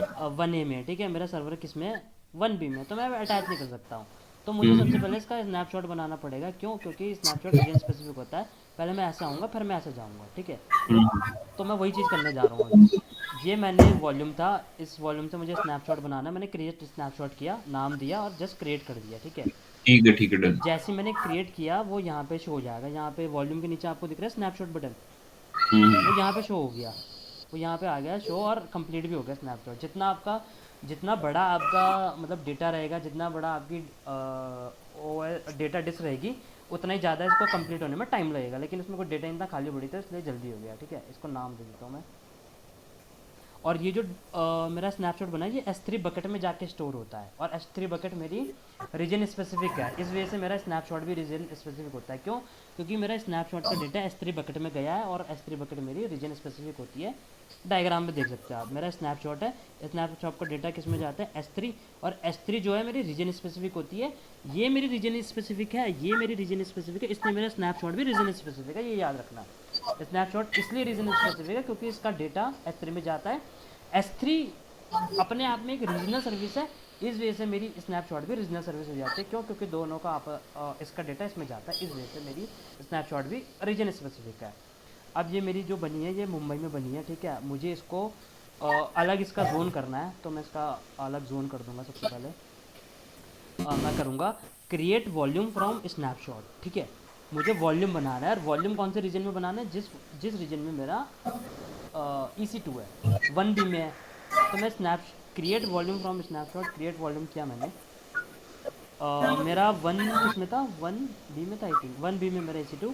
तो मैं बोलूँगा कि उस स्नैपशॉट से जो मुझे वॉल्यूम बनाना है, मुझे 1B में बनाना है। क्यों 1B में क्यों बनाना है? क्यों? क्योंकि मेरा EC2 1B में है, और वो तभी अटैच होगा जब मेरा स्नैपशॉट सॉरी वॉल्यूम और EC2 सेम रीजन में होगा, तभी वो उसमें अटैच होगा, इसलिए मैं 1B ले रहा हूँ। इंक्रिप्शन आगे पढ़ाऊँगा क्या होता है। इसका नाम दे देता हूँ नेम, इसको मैंने दे दिया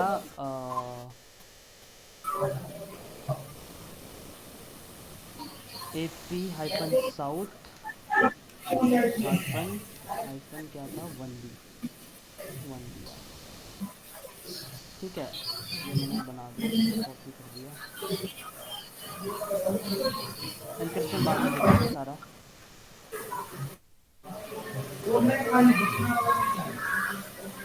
अब वो वॉल्यूम सेक्शन में दिखा दे, जैसे मैंने वॉल्यूम बनाया वो कह रहा है वॉल्यूम सेक्शन में मिलेगा। वो मैंने इसको क्लिक करके दूसरे टैब में खोल लिया, यहाँ पे आ गया मैं।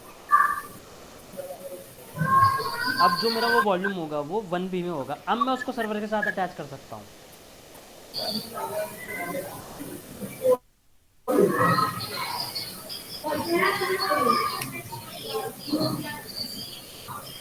आ रहा है अटैच वॉल्यूम, इसका 1B है। अब ये सर्वर दिखाएगा यहाँ पे, अब ये दिखा रहा है। तो ऐसे मैं सर्वर के साथ, ये वही है डिवाइस नेम की कौन कौन सा पोर्ट है, मैं कोई सा भी सेलेक्ट कर लेता हूँ, सपोज यही सेलेक्ट कर लेता हूँ, ये ऑलरेडी यूज़, मतलब सर्वर पे ये वाला पोर्ट ऑलरेडी यूज़ होता है, तो मुझे कुछ और सेलेक्ट करना पड़ेगा। सपोज मैं 1 ही कर लेता हूँ, ये खाली पड़ा था इसलिए मेरा यहाँ पे जाकर अटैच हो गया मेरी वॉल्यूम।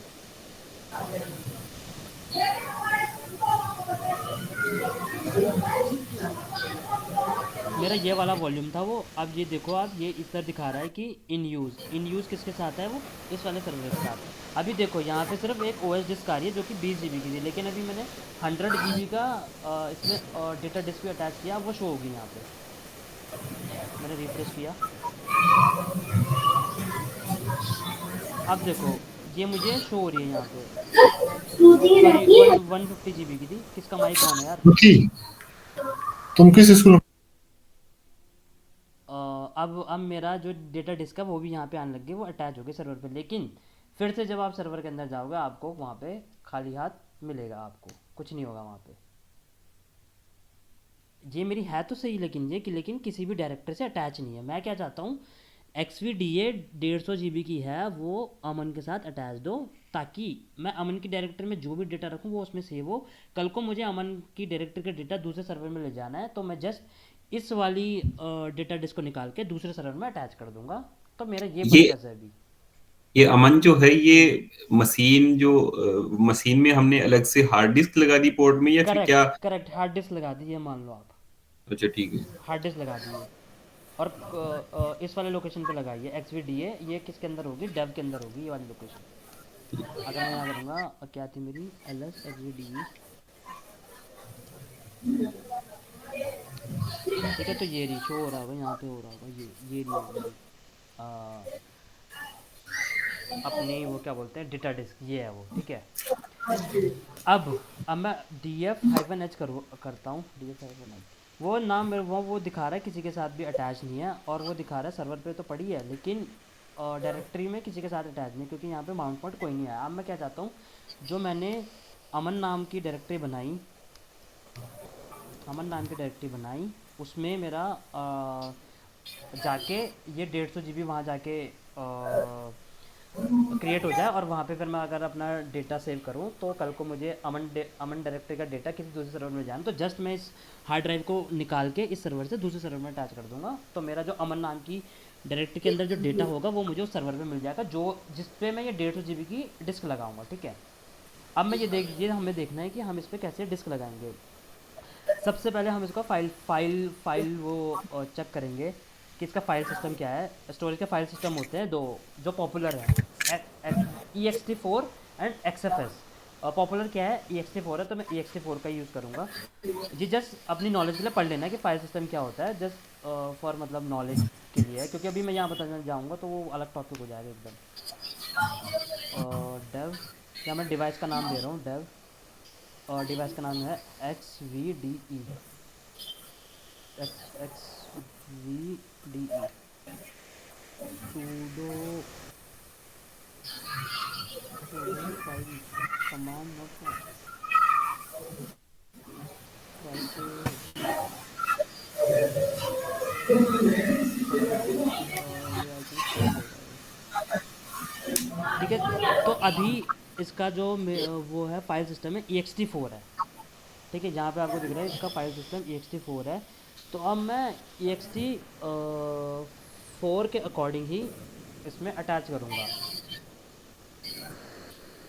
ext4 की कमांड अलग होती है, अगर मेरा फाइल सिस्टम दूसरा होता तो वो दूसरे तरीके से चलती, और अगर मेरा ext4 है तो ext4 जब मेरा फाइल सिस्टम होगा तो उसमें कुछ दूसरी कमांड चलेंगी। पॉपुलर ये है इसलिए मैं ये यूज़ कर रहा हूँ, ठीक है। मैं पहले सबसे पहले उसको माउंट कर दूंगा, MOUNT माउंट, माउंट कमांड चलाई। डेव अपने मैं उसका नाम दे रहा हूँ कि मेरी डेटा डिस्क कौन सी है, वो है एक्स वी डी ई, ये मुझे दिख रहा है, और पूरा पाथ देना होता है अपने को, इसलिए मैं डेव भी लगा रहा हूँ अभी। और मैं डायरेक्टर का नाम दूंगा स्लैश अमन, जब माउंट हो गई। अब मैं L D F hyphen H, पहले मेरे को देखो क्या दिख रहा था, एक्स वी डी वन किसी से अटैच नहीं थी, लेकिन अब क्या दिख रहा है, X V D A one अमन डायरेक्टर से अटैच है, ठीक है। अब मैं जो भी अमन में डालूंगा, जो भी मैं अमन में बनाऊंगा,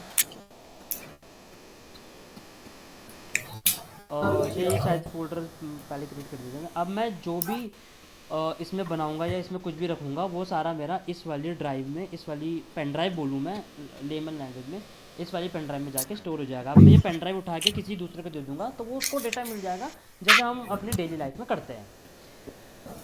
तो इसलिए मैं क्या कर रहा हूँ, अपनी एक अलग सी डायरेक्टरी बनाई, उसमें ये मैंने डेटा डिस्क लगाई और उसमें मैं डेटा स्टोर कर रहा हूँ, ताकि कल को मैं किसी को दे सकता हूँ तो आराम से दे पाऊँ।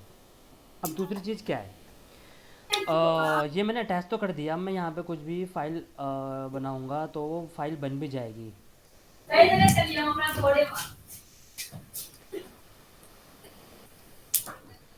ठीक है, अमन नाम की फ़ाइल भी बन गई यहाँ पे।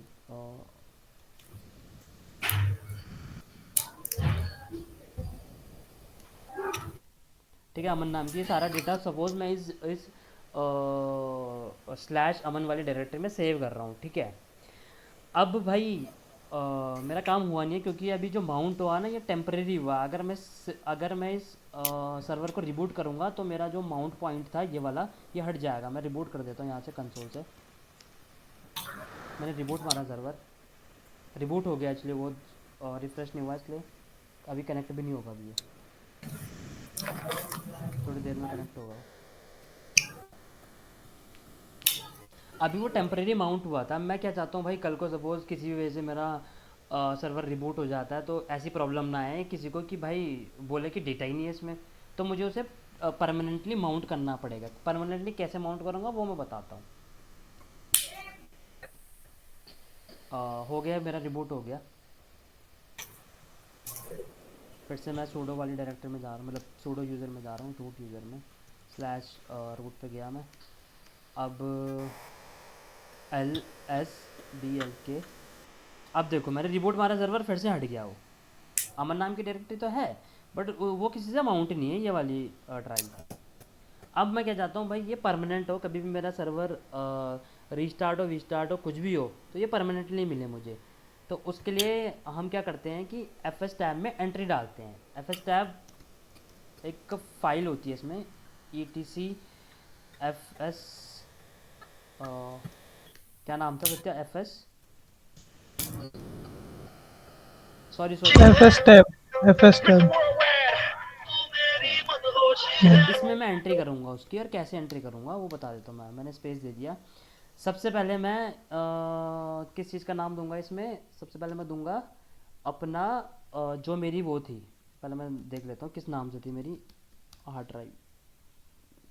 ये थी XVD, है कॉपी कर लेता हूँ मैं। सबसे पहले मैंने अपनी हार्ड ड्राइव का नाम दिया /dev, पूरा पाथ देना पड़ेगा क्योंकि वो डेव वाले पाथ में माउंट होती है तो मुझे पूरा पाथ देना पड़ेगा। ये मुझे कौन से वाले फोल्डर में माउंट करवानी है, अमन वाले में, तो /अमन दे दिया मैंने। स्लैश उसका फाइल सिस्टम क्या था, ext4 था, वो दे दिया मैंने। स्लैश यहाँ पे कुछ परमिशंस होती हैं डिफ़ॉल्ट्स और रीड्स एंड राइट। डिफ़ॉल्ट में तो रीड एंड राइट दोनों आता है, और कुछ ऐसी परमिशन भी होती हैं कि सपोज़ मैं चाहता हूँ कि सिर्फ रूट यूज़र इसको यूज़ कर सके तो उसके लिए नो यूज़र करके यूज़ होता है। तो अभी मैं क्या चाहता हूँ कि हर कोई रीड एंड राइट कर सके, इसलिए मैं डिफ़ॉल्ट दे रहा हूँ। यहाँ पे 0, यहाँ पे 1, ये जो चीज़ है ये बूटिंग के टाइम यूज़ होती है, तो इसको अभी हम इतना जानूंगा तो वो अलग चीज़ हो जाएगी। तो ये बस ये याद रखना है, जो 0 1 दे रहा हूँ ये बूटिंग के टाइम पे जो प्रोसेस होती है उसके लिए मैं 0 और 1 दे रहा हूँ। मैंने सेव किया इसको, ठीक है। अब मैं फिर से माउंट चलाऊँगा, माउंट /dev मेरा क्या था XVD था, और मैं इसको अमन के साथ माउंट कर दूँगा। अब मैं फिर से LSBLK चलाऊँगा तो अब मेरी फिर से ये माउंट हुई है। लेकिन अब मैं इसको रिबूट करूँगा तो ये मेरी वहाँ पे मुझे ऑलरेडी मिलेगी जब मेरा सिस्टम स्टार्ट हो जाएगा, ना कि पहले की तरह कि वो हट गई है। मैंने रिबूट किया इसको, आई थिंक हो गया शायद, हाँ हो गया।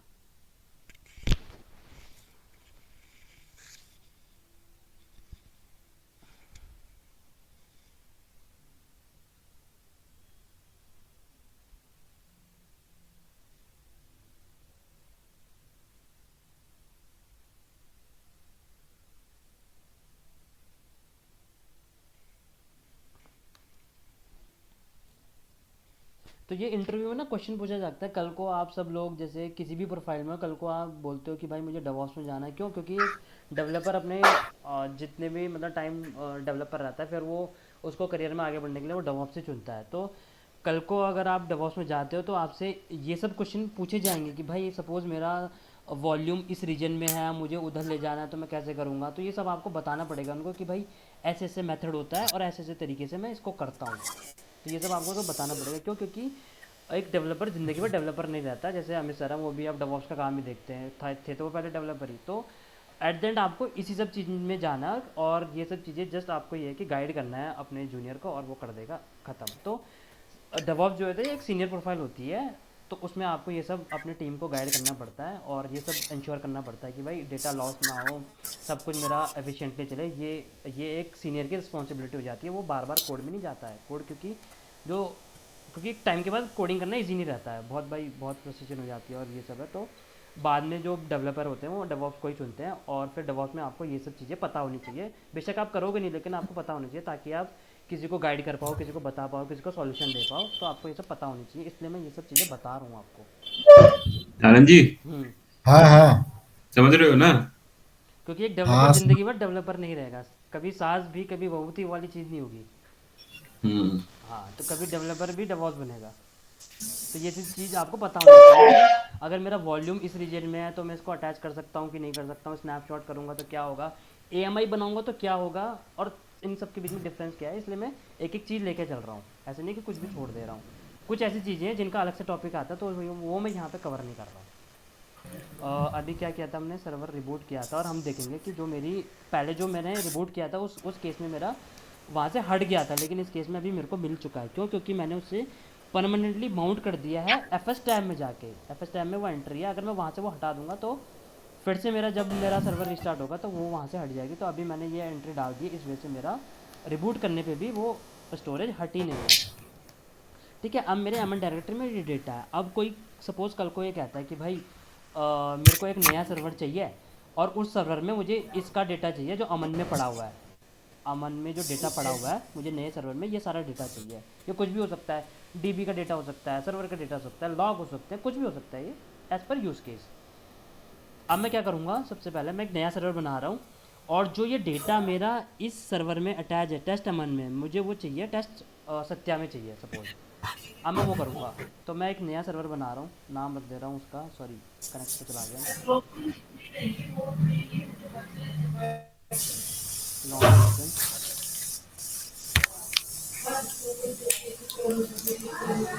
लॉन्च इंस्टेंस पे चला गया मैं। अब मैं यहाँ पे लिख रहा हूँ test SHTIA,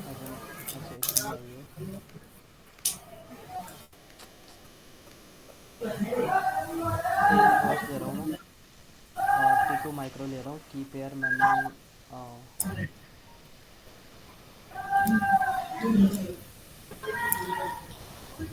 launch instance create instance के इक्वल है क्या? सेम है, क्रिएट। सेम है, सेम है। ओके।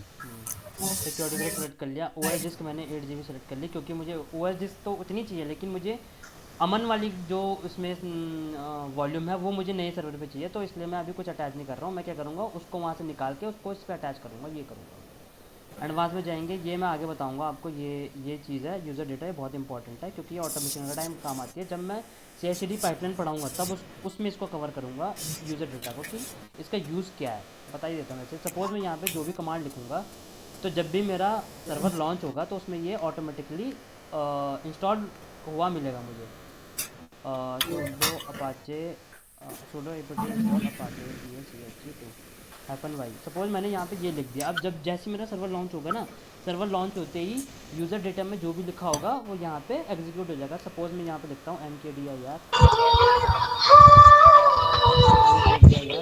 यहाँ पे बनाता हूँ सत्या SATYA कि स्लैश में जाके सत्या नाम से डायरेक्टरी बना दो। वैसे बाय डिफ़ॉल्ट तो होती नहीं है जब, लेकिन मैं यहाँ पे ये चीज़ दे रहा हूँ।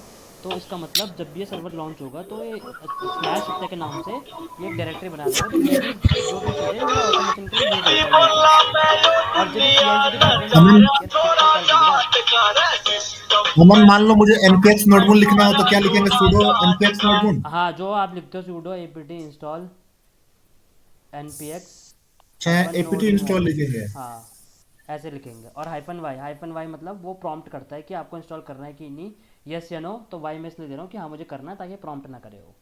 तो जब भी आपको कुछ भी ऑटोमेशन करना, अब आप हर चीज़ इसमें दोगे कि भाई मुझे ये चाहिए, मुझे ये पैकेजेस चाहिए, मुझे AWS CLI इंस्टॉल होना चाहिए मेरे सर्वर पे, फिर AWS कॉन्फ़िगर चलना चाहिए, फिर उसमें कीज़ होनी चाहिए। वो सारे मैं आगे बताऊंगा कि CLI के थ्रू कैसे काम करते हैं AWS में। अभी तो हम कंसोल के थ्रू कर रहे हैं, एक छोटी मोटी चीज़ें मैं CLI के थ्रू भी करके दिखाऊंगा। तो अभी जस्ट मैंने ये डाल दिया है, और ये जो मैंने डाला है ये सब एग्जीक्यूट हो जाएगा मेरे सर्वर के अंदर जैसे वो लॉन्च होगा। मैं करने जा रहा हूँ लॉन्च इंस्टेंस। अच्छा, मतलब यही हम जो लिखते हैं npx नोटबुक, यही कमांड पड़ा रहता है ना? हाँ, जब भी आप कोड डिप्लॉय करते हो ना, तो सर्वर को कैसे पता चलता है कि हाँ, ये सर्वर में ये इंस्टॉल करना है, तो वो हमने यहाँ पे दे रखा है यूज़र डेटा में। जैसे हमारा जो टाइप स्क्रिप्ट की फाइल होती है यहीं से पता चलता है ना? टाइप स्क्रिप्ट कैसे मतलब? जो टाइप स्क्रिप्ट को जेएस में कन्वर्ट करता है। हाँ हाँ हाँ हाँ हाँ, वो यहाँ से नहीं होता, वो उसका अलग अलग तरीका कर, मैं यहाँ से भी सकता हूँ। ऐसी कोई हाँ दिक्कत नहीं, मैं यहाँ से कर सकता हूँ, बट निम्बस वालों ने कोड में ही डाल रखी है वो सारी चीज़ें, तो मैं बताऊंगा कोड में कैसे डाल रखी है, और अगर मुझे उसको और भी एफिशिएंट बनाना है तो मैं यूज़र डेटा में डाल के कैसे कर सकता हूँ उसको, दोनों जगह हो चलो सकती है। शिवम, हम्म। अब शिवम को मैं बताता रहूंगा। हाँ, अब तुम शिव को बताना भाई, यहाँ नहीं यहाँ देख। क्योंकि मैं पूरा आर्किटेक्चर AWS का ही लेके चलूँगा आगे। अभी तो इतना कुछ आया नहीं है, अभी तो जस्ट आपका बेस बन रहा है, ताकि मैं कल को बताऊँ कि भाई मेरा स्टोरेज यहाँ है और मैं यहाँ ले जाना चाहता हूँ, ताकि आपको पता हो कि ऐसे ऐसे चीज़ें होती हैं और ऐसे ऐसे चीज़ें काम करती हैं, तो आपको कन्फ्यूजन ना हो, इसलिए अभी बेस बन रहा है, ये मान के चलो आप। और वैसे भी शशांक सर ने मुझे मुझे बोला है कि आ जा तू मेरा यहाँ पढ़ने डेली। अच्छा, मेरे को पढ़ा दिया ऐसा? हाँ नहीं नहीं, बोला, उन्होंने बोला ना कि आनंद तुझे AWS पढ़ना है तो मेरे पास शाम को आ जाया कर। अच्छा, ऐसे बोल रहे थे? हाँ अच्छा जी।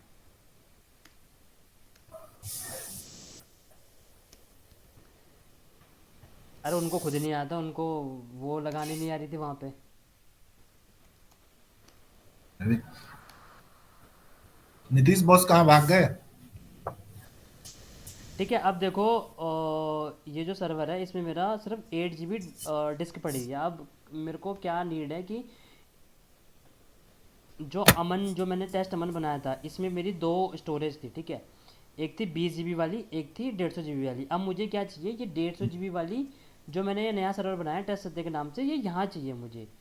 तो सबसे पहले तो हाँ मेरी रिक्वायरमेंट क्या होगी कि मेरा जो वॉल्यूम है और मेरा जो सर्वर है सेम अवेलेबिलिटी जोन पे है कि नहीं है, सबसे पहली रिक्वायरमेंट यही है मेरी। हाँ तो मैं देख रहा हूँ, अगर मैं यहाँ पे जाऊँगा, मैं इस पर क्लिक कर रहा हूँ, नया टैब में खोला मैंने, मेरा जो 150 GB वाला जो मेरा वो था वो यहाँ पे ओपन हो गया है, हाँ ठीक है। थोड़ा सा बग है इसमें, ठीक है। तो मैं इसमें सबसे पहले दूंगा कौन से रीजन में, AP1B में है और मेरा जो नया सर्वर बना है वो भी 1B में है, तो मेरे को अटैच करने में कोई दिक्कत नहीं होगी, ठीक है। लेकिन अटैच करने से पहले मुझे वो पुराने सर्वर से हटानी पड़ेगी, और अगर मेरे को हटानी नहीं है तो मैं स्नैपशॉट लेके, सपोज ऐसा भी होता है कि मुझे सेम वाली डिस्क उधर भी चाहिए लेकिन मुझे हटानी नहीं है, दो केस होंगे। या तो कोई बोलेगा कि मुझे सेम एज इट इज़ ये उधर उठा के दे दो, या कोई बोलेगा कि नहीं इसमें से रिमूव करके ये उसमें लगा के दे दो। तो अगर कोई ये बोलेगा कि मुझे इसमें से रिमूव करनी है, तो मैं इसमें से क्या करूँगा, पुरानी वाली पहले मैं डिटैच करूँगा, और फिर नए वाले में जाऊँगा, नए वाले सर्वर में यहाँ पे जाके उसको अटैच कर दूँगा वॉल्यूम सेक्शन में जाके। मतलब इसमें दो केस आ गए अब कि मुझे जो स्टोरेज जो मेरे पुराने सर्वर में चलती है वो मुझे पुराने वाले से हटा के नए वाले में लगानी है, एक ये केस है। और एक ये कोई कह रहा है कि नहीं, जो मेरी पुराने वाले में पड़ी है सेम मुझे नए वाले में लगा के दो, पुराने वाले से हटनी नहीं चाहिए। तो पहला जो केस है कि पुराने वाले से हटा दो, तो उसमें क्या करूँगा, सबसे पहले मैं डिटैच करूँगा, ठीक है। डिटैच सबसे मैंने डिटैच कर दी इसको। अब ये आएगा यहाँ पे अवेलेबल में आ गया, मतलब मैं इसको दूसरे सर्वर पे अटैच कर सकता हूँ। मैंने उठाया इसको, मैंने इसको बोला कि मेरे को ये अटैच करनी है कौन से सर्वर के साथ, पहले ये अमन के साथ थी, अब सत्य के साथ करनी है अटैच। तो सत्य वाला ऊपर वाला है, मैंने कर दिया। डिवाइस नेम मैंने सपोज ये दे दिया, देखते हैं अवेलेबल है कि नहीं है। अवेलेबल नहीं है, ऑलरेडी इन यूज़ है ये वाला पोर्ट, ये वाला देखता हूँ, अवेलेबल है, अटैच हो गई। अब ये जो है ये वॉल्यूम अमन से हट के सत्य में चली गई है। एक मिनट।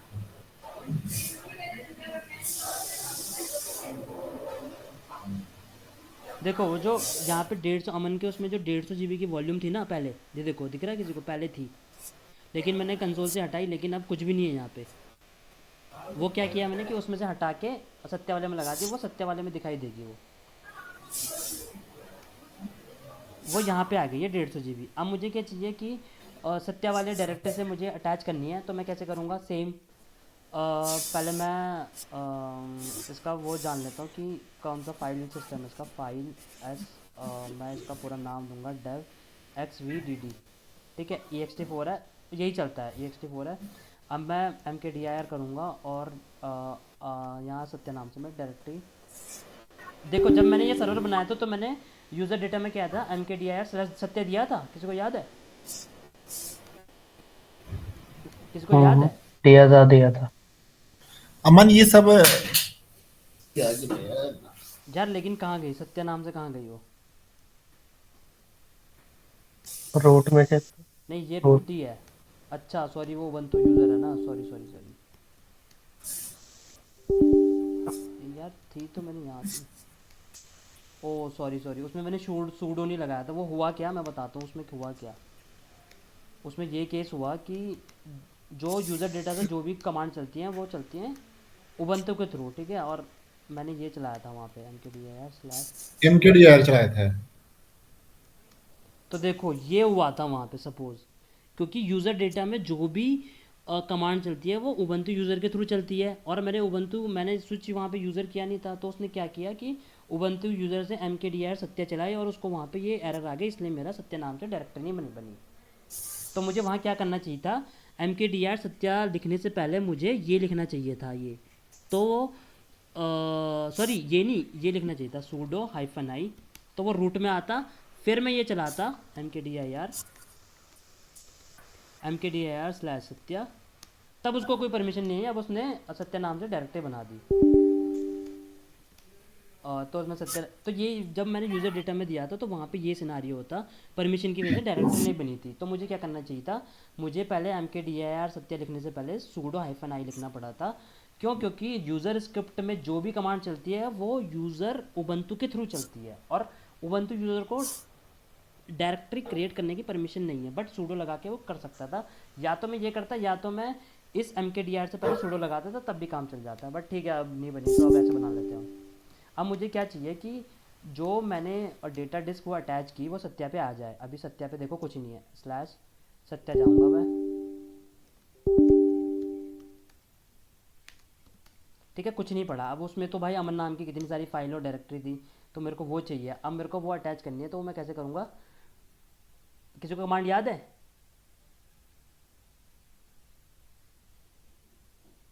सबसे पहले मैं माउंट करूँगा, ठीक है। अब ये कहीं लिख लेना नोट्स, इसलिए कहता हूँ नोट्स लेके बैठा करो। MOUNT यही है ना माउंट की स्पेलिंग? हाँ, bound/dev स्लैश मेरा होता है XVDF। Sorry sorry sorry sorry, मैं पहले देख लेता हूँ क्या नाम है उसका। LSBLK XVDD है, सॉरी। तो मैं चलाऊँगा माउंट करना है मुझे MOUNT माउंट/dev। पाथ दे रहा हूँ मैं dev, क्योंकि सारी मेरी डिवाइसेस जो हैं dev के अंदर जाती हैं। डिवाइस का नाम क्या है? XVDD। कैनॉट, अच्छा ये एक मिनट रुको, TF-। नाम भी तो देख किस फोल्डर पे माउंट करना है उसके बाद। ओहो भूल गया मैं, /SAT। भाई कुछ यूज़ में नहीं है ना अब ये सब, तो इसलिए सब भूल गया हूँ। ठीक है, माउंट हो गई। अब मैं /सत्या में जाऊँगा। अब देखो पहले मेरा सत्या में कुछ भी डेटा नहीं था। पहले देखो मैंने सत्या में CD किया, LS किया, कुछ भी आउटपुट नहीं आया। लेकिन अब मैंने CD सत्या किया, लेकिन अब मुझे सारा डेटा आ गया जो मेरी उस वाले ड्राइव में पड़ा हुआ था। तो अब मेरा पुराने वाले सर्वर से हट के इस वाले सर्वर में आ गया डेटा। लेकिन अब दूसरा यूज़ केस क्या है कि कोई ये बोले कि नहीं भाई मुझे यहाँ पे भी डेटा चाहिए और इस वाले सर्वर में भी डेटा चाहिए जो टेस्ट अमन में था। इसमें देखो अभी कुछ नहीं है। कहाँ लॉगिन किया था मैंने, कनेक्ट कर लेता हूँ उसको। उबंटू यूज़र से कनेक्ट कर रहा हूँ, रूट से भी कर सकता हूँ, उबंटू से ही कर रहा हूँ अभी। कनेक्ट किया।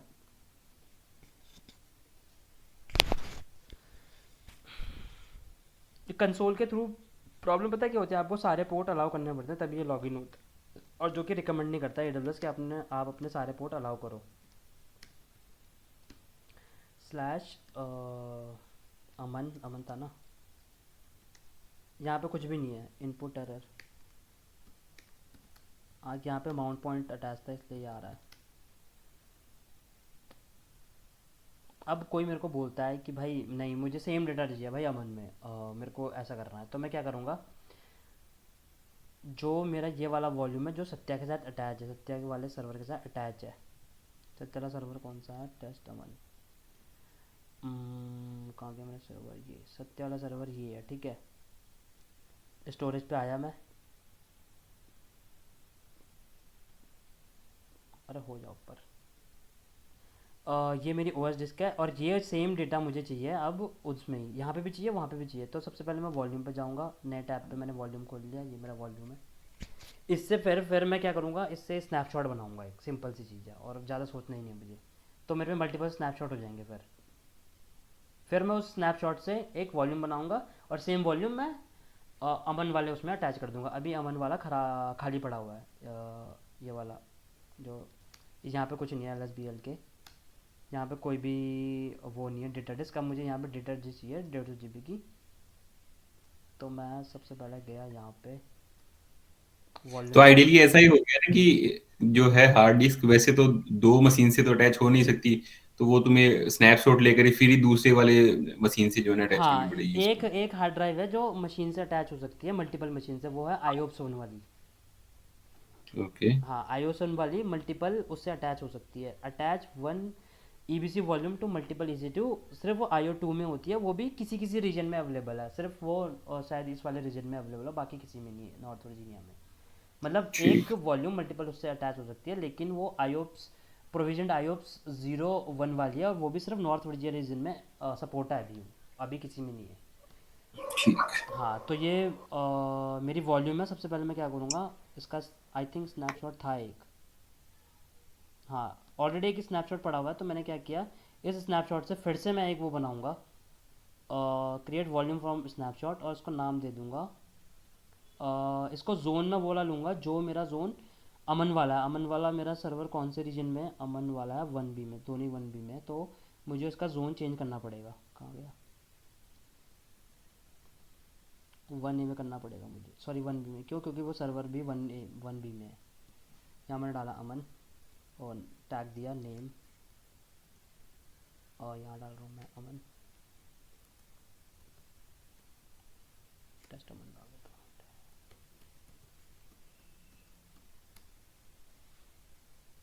ठीक है, इससे एक वॉल्यूम बनी मेरी। इस वॉल्यूम को मैं अटैच करता हूँ सर्वर पे। सर्वर कौन सा लेना मुझे, अमन वाला, क्योंकि मुझे सेम डेटा सत्या में तो मिल गया मुझे, लेकिन अमन से मैंने हटा दिया था। लेकिन अब डिमांड चल रही है कि भाई अमन में भी ला के दो डेटा, तो हम वही कर रहे हैं, हमने अटैच की। अब मैं यहाँ पे देखूँगा ये कौन सा है, आई थिंक सत्या वाला है, ये है अमन वाला, LSBL के मेरे को यहाँ पे मिली CD अमन। एक मिनट,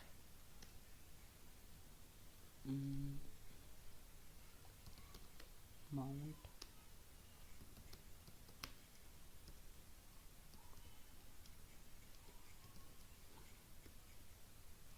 XVDE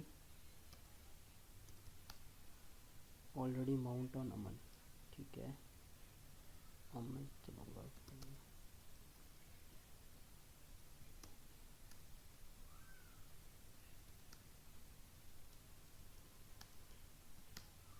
इनपुट LS, एक मिनट को,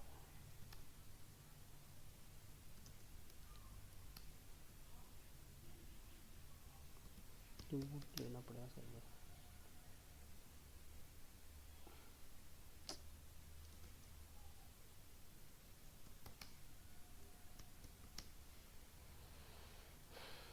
ये रिबूट आई थिंक रिबूट लेके हुआ है, ये भी अपडेट आया है लेटेस्ट वर्जन में, पहले ये डायरेक्ट हो जाता था।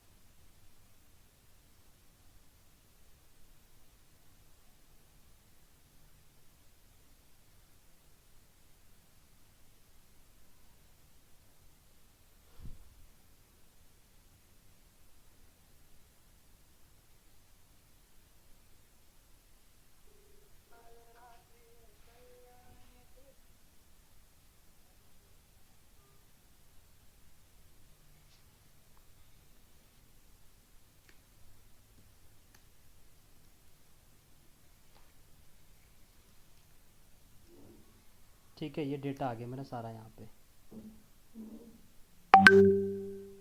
तो ऐसे करके मैं इसको अटैच करूँगा, समझे। तो मैं अब मेरा दोनों डेटा इसमें, आई थिंक ये फ़ाइल इसलिए नहीं आई क्योंकि ये पुराना स्नैपशॉट बन रखा है, ये स्नैपशॉट बनाने के बाद मैंने ये फ़ाइल क्रिएट की थी, इस वजह से फ़ाइल नहीं आई ये, इसलिए डायरेक्टली आई है, क्योंकि जब मैंने पहले स्नैपशॉट बना दिया था उसके बाद ये फाइल क्रिएट की, इस वजह से यहाँ पे फाइल नहीं आई। अगर मैं अब बनाऊंगा स्नैपशॉट तो ये फाइल भी आ जाएंगी। तो मेन कॉन्सेप्ट ये समझो कि ऐसे ऐसे करना है अपने को। अगर मुझे सेम वॉल्यूम दो उसमें चाहिए तो मैं स्नैपशॉट बनाऊंगा, फिर उस स्नैपशॉट से एक वॉल्यूम बनाऊंगा, फिर उस वॉल्यूम को उस EC2 में अटैच कर दूंगा। और याद रखना है वॉल्यूम और EC2 का रीजन हमेशा सेम होना चाहिए, जैसे कि यहाँ पे दिख रहा है। अगर मेरा EC2 इस रीजन में है तो वॉल्यूम भी उसी रीजन में होता है। क्यों? क्योंकि जो मेरा कहाँ गई क्योंकि जो मेरा EBS वॉल्यूम है एजी स्पेसिफिक है, लेकिन स्नैपशॉट रीजन स्पेसिफिक है। रीजन स्पेसिफिक इसलिए क्योंकि S3 में डेटा स्टोर होता है स्नैपशॉट का। सिंपल सा कॉन्सेप्ट है, बहुत अच्छी थ्योरी थी है बहुत। ये मतलब आप जब कंपनी में जाओगे ना तो ये तो आपको डेली डेली बेस में करने को मिलेगा, डेली डेली उसमें देखने को मिलेगा। निम्बस में हालांकि कम है, कहीं और जाओगे तो वहाँ ज़्यादा है ये चीज़ें। हाँ, अक्सर सुनते हैं इसका स्नैपशॉट बना दो। हाँ, स्नैपशॉट बना दो, उसको ये कर दो। क्यों बना दो स्नैपशॉट? क्योंकि उनको क्या चाहिए कि भाई सेम डेटा मुझे उस सर्वर में चाहिए। अब ये तो सिर्फ एक डायरेक्टरी है, कल को ये DB का डेटा होता तब क्या करते आप? भाई मैनुअली तो ना मूव करते। सपोज कोई टेबल रह जाती, कोई कोई कुछ रह जाता, तब क्या करते आप? तो रिकमेंड यही करते जाता है स्नैपशॉट बना के उसको अटैच कर दो, सेम डेटा हो गया मेरा, खत्म कहानी, मुझे सोचना भी नहीं इतना, है ना? तो अमित सर ये सब करते हैं वहाँ बैठ के, और कुछ नहीं करते। मानिए स्नैपशॉट का मतलब ये हुआ ना कि रीजन डिफरेंट हो तो उस केस में बनाते हैं। हाँ, स्नैपशॉट मतलब ये मान लो आप, स्नैपशॉट जो मैं बना रहा हूँ ये एक वॉल्यूम का बैकअप बना रहा हूँ मैं, सिंपल। बैकअप बना रहे हो। हाँ, बैकअप से फिर मैं एक वॉल्यूम भी फिर से बना सकता हूँ। ठीक है। ठीक है, ये वाली चीज़ है। तो ये मतलब ये आपको तभी याद रहेंगी क्योंकि आप प्रैक्टिस प्रैक्टिस करोगे तभी याद रहेंगी। अब मेरे भी छूट गई हैं चीज़ें, हाँ, तो थोड़ा थोड़ा मैं भी भूल गया हूँ। तो आप प्रैक्टिस में लाओ इन चीज़ों को और इंटरव्यू देना चालू करो। डॉप्स का काफ़ी अच्छे अच्छे पैकेज मिल रहे हैं, तो स्विच कर सकते हो कोई भी। डेवऑप्स का छोड़ो, मैं तो नोट का इंटरव्यू देता हूँ, उसमें से पूछते हैं। तो ये देख लो, जब ये सब पूछ रहा है तो आजकल सबको मल्टी टैलेंटेड बनना चाहिए भाई। छोटी कंपनी क्या कहती है कि भाई मेरा तो सर्वर भी संभाल ले और कोडिंग भी कर ले। तो आपको ये सब चीज़ें थोड़ी थोड़ी आनी चाहिए और ये आपके छोटी कंपनियां छोड़ो, बड़ी कंपनियों का यही हाल है। राइट। आनंद जी, आप क्लाउड इंजीनियर का भी देना स्टार्ट कर दो। टर्मिनेट कर देता हूँ मैं। हाँ, नहीं, आप क्लाउड इंजीनियर का दो, आपको पता चलेगा क्या क्या चीज़ें पूछे जा रहा है। फिर आप सेम चीज़ें मेरे से पूछो, इससे मेरे को ही पता चल रहेगा कि मार्केट में भाई चल क्या रहा है, बंदे पूछ क्या रहे हैं। इससे मैं भी अपडेट रहूँगा, क्योंकि मैं भी तो इंटरव्यू देना तो बंद एक बार करूँगा मुझसे नहीं। पूछा था क्लाउड फ्रंट क्या होता है। हाँ, वो बताऊँगा मैं, इसमें इसमें है क्लाउड फ्रंट। ठीक है मन, तब बात। तो समझ आया आज की क्लास में सबको? हाँ, समझ में आया। इसका प्रैक्टिकल करके कल पूछा जाएगा। हाँ बिल्कुल, यही करो, प्रैक्टिकल करो साथ। जैसे आज मैंने किया, कल सुबह तक तुमने प्रैक्टिकल किया, जो डाउट आए शाम के सेशन में पूछ लिया। संडे को जो क्लास हुई उसका पूरा हफ्ता पढ़ा आपके पास, कभी भी डाउट वो किया, प्रैक्टिकल किया, या फिर सैटरडे के दिन ही प्रैक्टिकल किया। आज आज की क्लास शुरू होने से पहले डाउट पूछ लिया मेरे से, क्योंकि 10 10 मिनट तो लेट ही करते हैं क्लास शुरू। ये भी पढ़ेंगे हम, क्या क्या चीज़ है क्लाउड फ्रंट, कैसे यूज़ होती है, ये सब भी देखेंगे।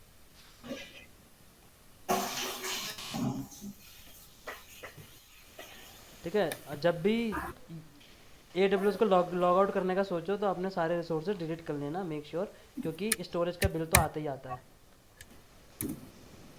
मैं भी सब डिलीट कर रहा हूँ जो जो बनाया था। तो ये बिल कब जनरेट होगा? महीने के बाद में जनरेट होगा या तुरंत ही जनरेट कर देते हैं, क्या महीने है? की 30 तारीख को जनरेट कर देंगे। अच्छा, उससे पहले कुछ वार्निंग देते हैं या फिर बिल जनरेट हो जाता है नहीं तुम नहीं, ये? बिल जनरेट हो जाएगा। मैं सबको डिलीट कर रहा हूँ ताकि बिल बिल ना आए।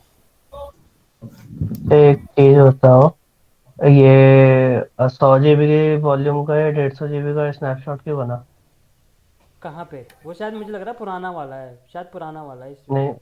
उसी का बना था शायद, उसी का बनाया था ना 100 GB का, लेकिन 150 GB नहीं का नहीं, जब स्नैपशॉट जब बना मैं यहाँ आया था यहाँ पे ऑलरेडी एक पड़ा हुआ था, मैंने बनाया था। नहीं था। अच्छा, तो ठीक शायद ठीक। वो सत्य ने बनाया हो, तब हम उसको इंक्रीजिंग करे थे। लेकिन जितने मेरा वॉल्यूम का मतलब जितना मेरा वॉल्यूम हाँ होगा वही स्नैपशॉट में उतना ही मैं। होगा। क्यों? क्योंकि वो बैकअप है। और ये जो अभी ग्रो पार्टीशन किया था ना, हाँ हाँ हाँ। उसमें अगर मैं ग्रो पार्टीशन पहले वाले पे कर दूं और साइड में दूसरे वाले किसी ड्राइव एरर पे दे मार देगा, दूं एरर तो दे देगा वो। एरर देगा ना? हाँ, ठीक एरर ठीक। देगा वो। आप ऐसे मतलब उसको भी पता है कि ये चीज़ नहीं पॉसिबल है, तो एरर दे देगा वो। ठीक है ठीक है। नहीं मतलब बिना एरर के बस ऐसे प्रोसेस कर देना नहीं कि, नहीं नहीं नहीं, कभी लिनक्स ऐसा नहीं करता। विंडोज़ में एक अरे बारी मतलब स्टोरेज ना बढ़ाए, बस हम्म जो है वो उसको मतलब रिसाइज, तो बेसिकली उसके पास कुछ नहीं है रिसाइज होने के लिए। हम्म। तो वो ऐसा नहीं प्रोसेस कर दे बस नहीं नहीं कमांड नहीं को। नहीं नहीं नहीं नहीं, ठीक। स्मार्ट स्मार्ट इनफ, एआई लगा हुआ उसमें। ये AI लगा देंगे तो हैंग हो जाएगा विंडोज। विंडोज से स्लो थोड़ी करना है। हाँ ये भी है, सही बात है, विंडोज से स्लो नहीं करना, बट हो सकता है आने वाले टाइम पे आपको ubuntu में एआई मिले अंदर, वही है, वो डेस्कटॉप। एडिशनल इंटीग्रेशन ही होगा वो एक तरह से। हाँ हाँ, क्योंकि मैं देख रहा था ubuntu की डेस्कटॉप इमेज भी 4 GB की मिल रही है अब। हाँ 4.5 GB की है। तो भाई 5-8 GB की नहीं तो विंडोज़ है। 5-6 GB के आसपास थी, मैंने ट्राई किया था ना डालने की। हम्म। अरे हाँ, आप भी क्या क्लाउड इंजीनियर हो गया Himanshu developer, Bhandari? He is a developer. नहीं नहीं, मैं सिर्फ एक इंजीनियर हूँ। अरे, ये मेरा अच्छे फ्रेंड है, मैं। मैं अमन जी से क्लाउड